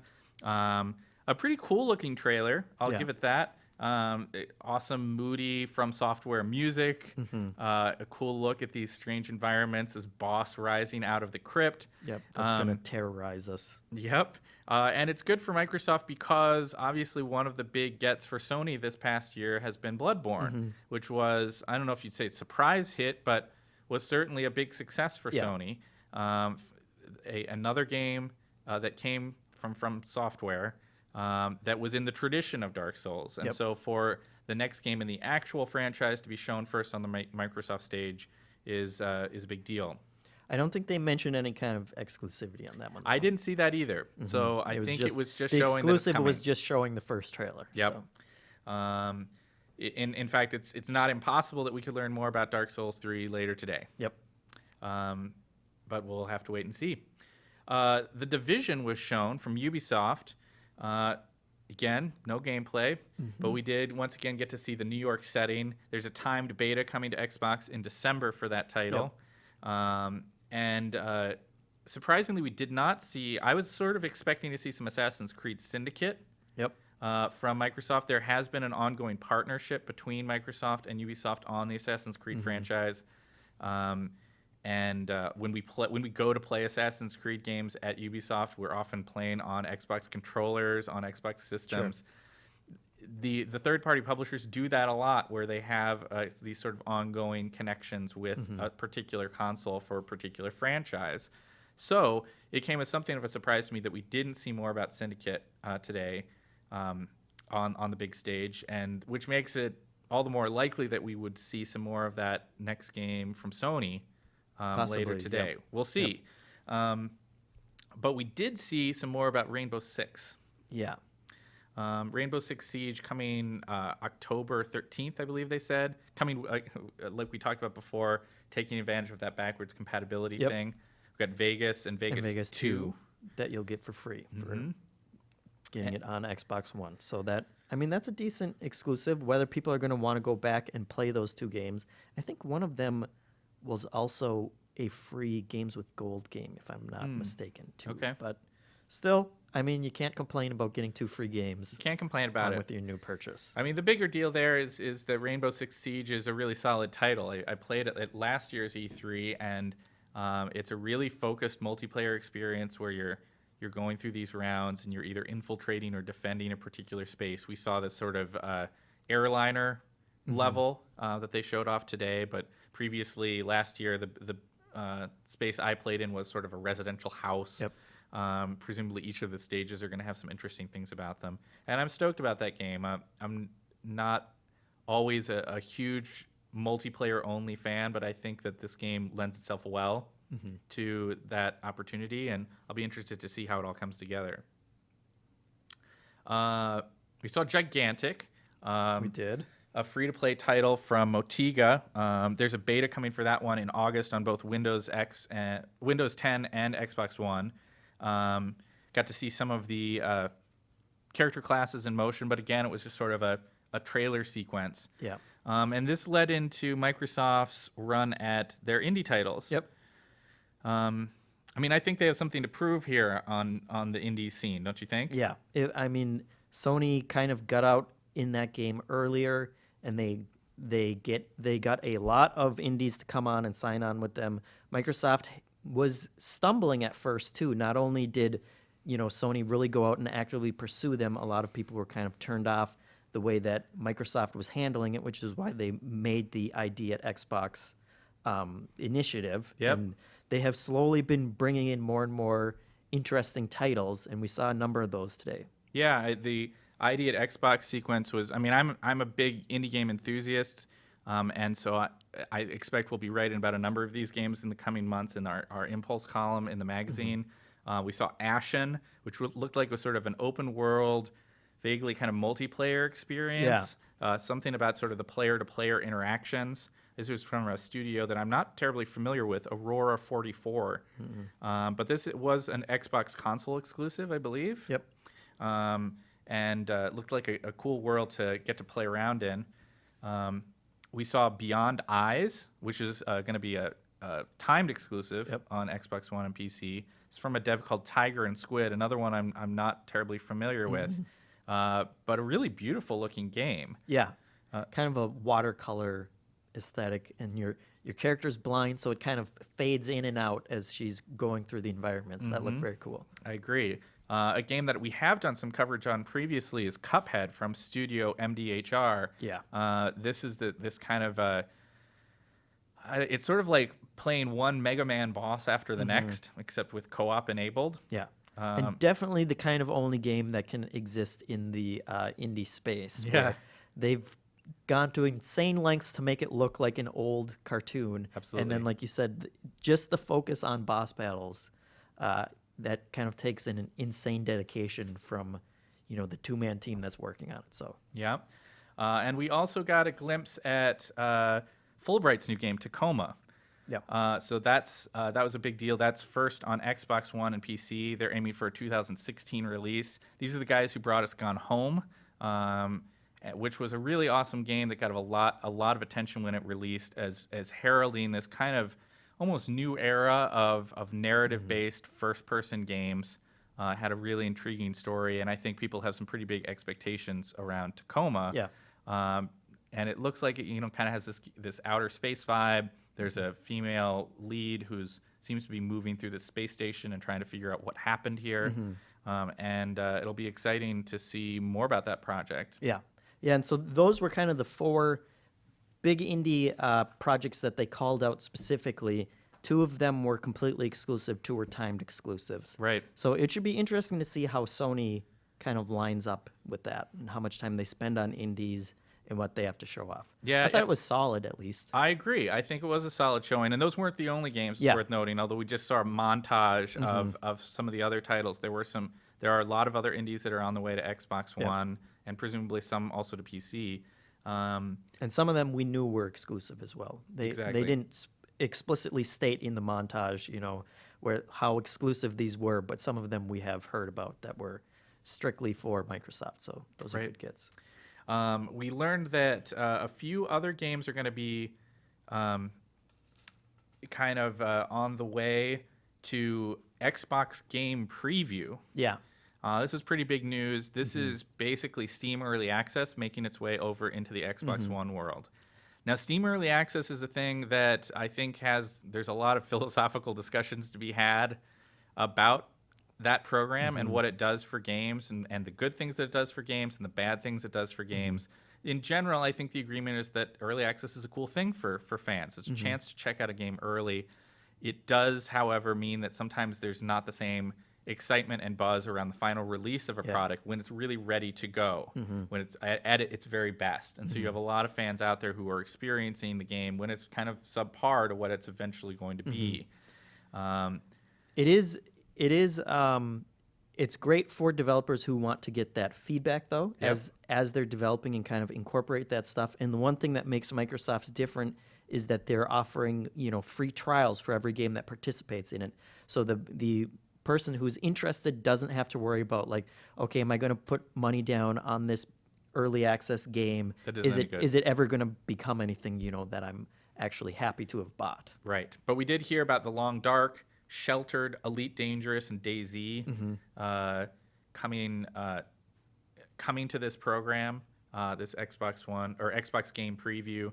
And I believe Elite Dangerous, and it might have been The Long Dark was the other one that is coming like now. Yeah, I think so.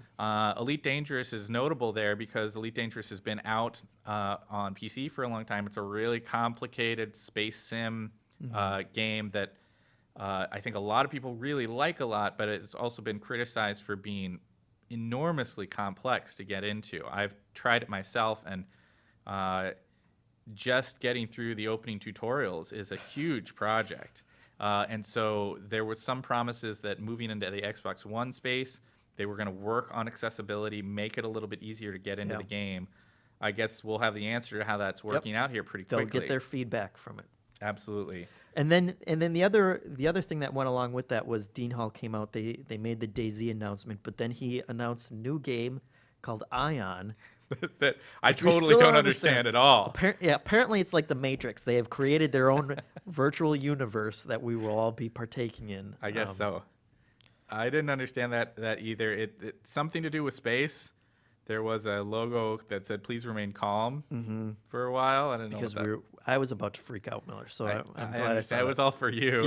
Yep. But that was another timed exclusive for Xbox One and PC. Yeah, and there was something of a deal made there that Ion was going to be sort of helped to be shaped by the community. Yeah. It's going to be one of those games coming to the preview service so that the game is where it's at now, and they're going to kind of respond to what fans think of it to shape where the game goes. And maybe that's one of the reasons why we didn't see a lot of detail about what it is yet. Yeah.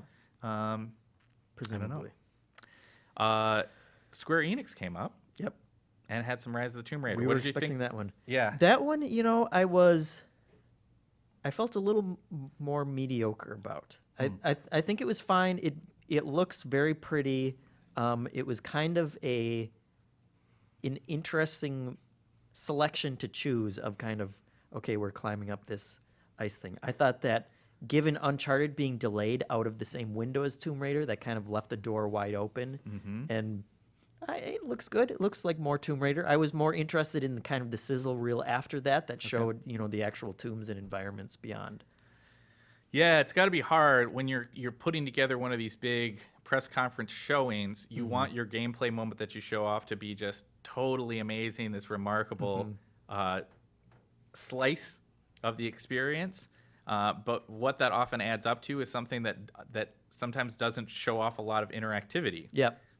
Very scripted. It was very Lots scripted. of button press prompts. A lot of button press prompts, a lot of holding forward to run, and then pressing jump at the correct time to make the leap as an avalanche is pouring down towards you.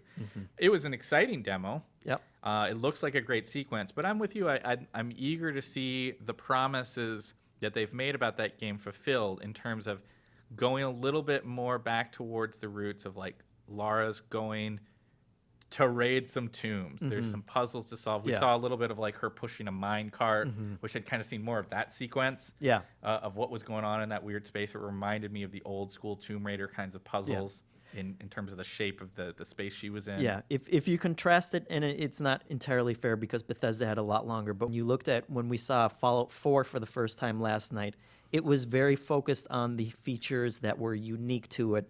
It wasn't just, one drawn-out scripted action sequence, and I would have liked to have seen more of that. Yeah, Tomb Raider. and maybe we will. I mean, that's a game that's undoubtedly going to have a big presence at the show this week. Yep. And I'm hopeful that now that we'll be moving out of press conference days where it's all about these sort of sizzle reels and quick set piece moment experiences, maybe we'll get to see some more of the true interactivity of that title. Because I still think, based on everything I know about both Crystal Dynamics and Tomb Raider, that game is, I'm sure it's going to be very great. fun. Yep. Yeah. A couple of surprising things from Rare. Yeah. Not what we thought. Nope. There was strong suspicion going into the show that we were finally going to get a revival of Battletoads. That didn't happen. No, we are getting Battletoads back again, but it's in a compilation. At first, the compilation itself sounds great. It's 30 games, all of Rare's big hits and everything else that they've basically worked on over the last 30 years. I thought that was going to be it, but then they announced a new project too, which is very cool. Yeah, that game is called Sea of Thieves. It seems like it's kind of going for this Caribbean pirate adventure, but with a shared world experience. I'm intrigued by the potential of that. I like the idea of having to have your own pirate crew with different people doing different things on the ship. Yep. I don't know how it's going to work, how you get everybody to sort of cooperate in such a way. Yeah. But it would be neat if it did work. I think one of the things that really worked well about and was so popular with Assassin's Creed 4 Black Flag was just that pirate experience. It's a popular fantasy. People want to be pirates, to go between islands, to find hidden treasure chests, all that kind of stuff, and to have the ship-to-ship battles. And so even though that game was a sort of Assassin's Creed title, it offered the pirate fantasy in a very fun and meaningful way. And it seems like here they're trying to embrace that even further with kind of the fantasy elements of these skeletons rising up from the grave to protect their booty. And Yep. Still that kind of fun, Rare vibe that we would want from it. I'm just happy that they've finally taken Rare off the leash and they're letting them make, this big, what seems like something more traditional to their strengths. Yep. We saw some Fable Legends. Before the show, I think we talked a little bit about that's a game that needs to prove itself. I still don't know. I mean, it's a free-to-play title now. I think it has been for a while that they announced that previously. It's going to finally come out this holiday and support, I think they talked about cross-platform play as well, right? Between Xbox One and PC. But again, without additional gameplay to really show us what's going to be amazing about that title, I remain unconvinced, if interested. Right, I like the Fable franchise. I'd love for Fable Legends to turn out to be great. They've had a lot of extra time to work on it. Yep, still just kind of a fancy trailer look.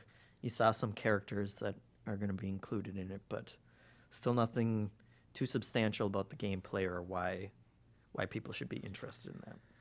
So as they steered towards their kind of final act of the press conference, they seem to indicate that Microsoft is all about VR. Yep. Kind of tripling down on that almost. Yes. They have their own HoloLens, which is augmented reality, so that one is a little different. Yep. But then we know we have Oculus support, and now today they announced Valve VR support. Yes. So for better or worse, Microsoft sees this as a big part of the future of their games division. We saw, I mean, from an innovation standpoint, maybe the coolest thing we've seen in the short part of the show that we've had so far, but from between Bethesda's press conference and today's Microsoft conference, is Mojang showing off Minecraft on a table using the HoloLens. That was a pretty crazy camera setup they had worked out to be able to show that off. And it was neat. Before it was kind of more of a tech trailer almost thing, I think, when they first revealed it. This time we actually got to see how it worked. I'm still not sure how playing the game from that view. It was an interesting view to be able to see what the other player character, running around in there. I don't know that I would want to play Minecraft. Having to walk around your kitchen table. Yeah, kind of like zoom in while you're trying to control it with the controller. But it is definitely, futuristic, weird sci-fi tech. It is at its best. Kind of just looking at these worlds. I mean, it was very pre-planned. I mean, you'll notice that fortress town that they were playing in just happened to perfectly fit on the table that they had in front of them. Well, it seemed like it was scrolling too, back and forth. But yeah, I don't know how that will actually work for the game. We had talked a bit about, they bought Mojang for $2.5 billion. They better show something that has to do with Minecraft. And they did. And they did. That is definitely an exclusive thing that they can only do with HoloLens, so that's good. The other VR stuff was kind of more just the announcement that's happening, that they're doing it. Yeah, and I guess that's a good approach for them, since Sony is creating their own Morpheus headset, so you would figure that's going to be the exclusive headset, which means other developers have to support it. Anyone who's working on Oculus, though, or Valve VR, will presumably, that will make it easier for them to bring it to Xbox One. Right. This led us into the closing of the show was Rod Ferguson out on stage talking about Gears of War. Yep. We're going to get an Ultimate Edition of the original game on Xbox One, so that's exciting. That's a really fun title, and I think there's probably even some players out there, that game's old enough now, that never encountered it. People have gotten into games in more recent years, and so that should be a neat experience for folks. There's a 1-week multiplayer beta for that's getting rolling, I guess, right away. I think so, yeah. And they said it was improved, 60 frames, I think, per second for the multiplayer and stuff. I was a little surprised that they didn't come out with like a trilogy, but that would be a ton of work. Obviously, they wanted to really focus and hopefully add some meaningful new content to kind of upgrade it. And presumably the other two will be available through the backwards compatibility that they announced too. So here's hoping. But the bigger Gears news was getting to see a live gameplay demo of the new title, Gears 4, coming holiday 2016. There's a couple seemingly new characters. JD being, I guess, our new lead instead of Marcus Phoenix. We got to see some new enemies, this crazy electrical storm, tornado thing. Yep. It was a cool demo. Yeah. My biggest wish for that franchise was that they would allow it to move forward. I always worry once you have a sort of the closing of an arc in a video game franchise, like you have at the end of like Mass Effect 3 or at the end of Gears of War 3, that they're not going to be willing to move on from the existing characters and embrace the larger world that they've created. And it seems like they're doing that here. Yeah, hopefully. We'll see. Maybe half an hour into the story, Marcus Phoenix shows up and takes over the lead. But I thought it was a solid demo. It's a long way off yet.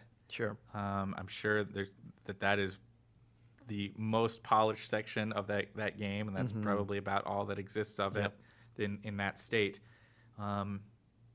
But it's great to see that the Coalition finally has something to show off. Yep. I don't know how many people actually expected to see an actual gameplay demo. And given how few gameplay demos there were at this press conference, it's great that was one of them that they actually got to show off to people. Yep. We had a few games that they spoke about that were no-shows. Yes. That are coming to Gamescom that they sort of explicitly promised. Crackdown, Scalebound, Quantum Break, all coming to Gamescom. Disappointing that none of those titles were shown here. Yeah. But great that they're still on track. We did not hear, we had predicted ahead of time that we maybe would find out something about whether this Phantom Dust game is still happening. I don't think he even mentioned it in that list of games we'd hear about for Gamescom. So that's troubling. We did not hear about that. We did not hear about Decisive Games, is a studio that's said to be working on a new strategy game. A lot of people have supposed that it might be a new Age of Empires game. We did not hear about that. And in the third-party world, we talked about Assassin's Creed Syndicate was not present, which was a little odd. We talked about Call of Duty, would maybe make an appearance. They usually have some kind of timed DLC exclusivity or something, but they were no show as well.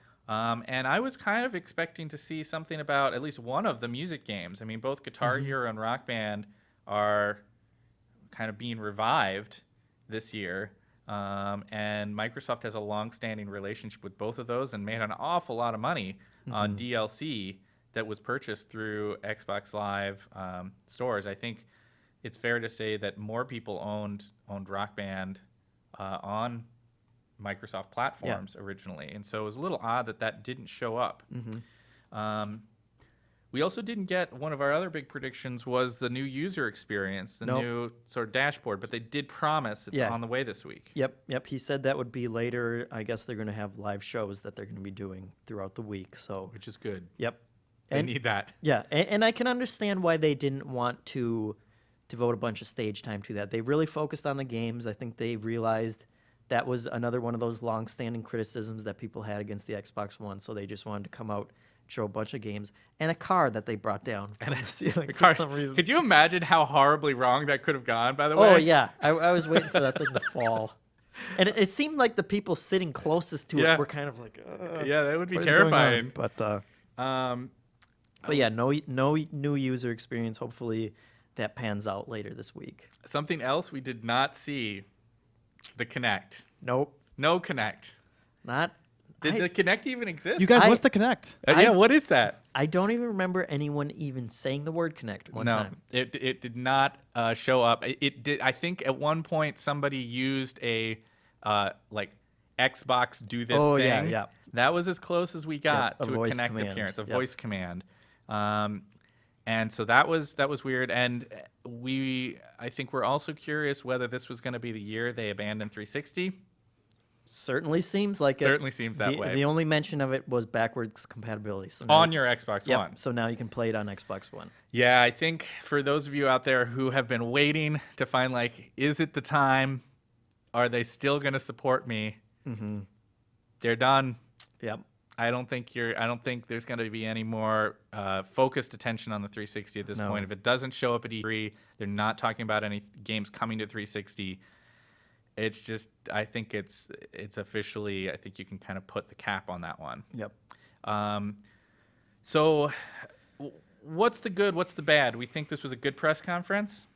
Yeah, I think it was a solid one. Like I said, they wanted to focus on games. They brought out a lot of games. Some of them, were not exclusive. Some of them have exclusive content. The biggest one for me is where that mod support for Fallout 4 is an exclusive, because that would be a huge get for them. It would be, and I thought it was a solid press conference as well. They kept the focus on games, no long, boring speeches about how great Xbox is compared to everybody else or looking at graphs. I think that time has told the story on that it's not worth spending time on that during the press conferences. Save that for executive interviews later in the show.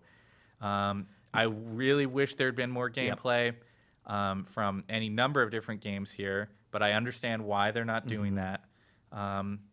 And I think it's up to Sony as their chief competitor this evening when they do their press conference to put something up on the board that shows that they can compete against a strong lineup of exclusives. Because they have very few exclusives going into this holiday as well. So hopefully, we weren't sure what to expect from Microsoft, but I think they showed a lot more than we were expecting, some new properties in there. So now the ball's in Sony's court. It is, and some of those titles we talked about that were no-shows may help to offer that to Sony. If Sony has a relationship with Call of Duty that they've established now for some sort of exclusive there, if there's something about Assassin's Creed that's exclusive on Sony platforms, if there's something about Rock Band or Guitar Hero that's exclusive on Sony platforms, not to mention all of the properties that Sony has that they could show, things like Last Guardian, which it's just become almost a myth that game might exist. To finally get to see Last Guardian on PS4 would be really exciting, as well as to be able to compete with Microsoft's new partnerships in this VR space. Sony has their Morpheus thing, but they're kind of now feels a little bit sort of sitting off on their own with their VR strategy. And if that's what they're going to do, they need to prove that that's viable all by itself. For sure. Sony does not have a great track record of supporting some, fully oh, come on, supporting Miller. its The peripherals. PlayStation Move, all those great Move games that PlayStation you Move, have. even PSP and Vita have always felt a little bit anemic, and so if they're going to do something with this Morpheus thing, I think they really got to put some money and energy into it. But we'll find out very soon. We're going to have additional coverage of the other press conferences that are happening today, starting in just a couple hours here, and including Sony later today, and we'll have more analysis and streaming of the press conferences that are continuing on through tomorrow. And of course, we've got a full team of our editors out there at E3, even while Jeff and I and some of the other guys are here back in our offices covering things. And they're going to be bringing you previews of everything they see on the show floor. So make sure to check back later today. We'll have more live streams up really soon and more to talk about soon. Yep. Thanks for watching. Thank you.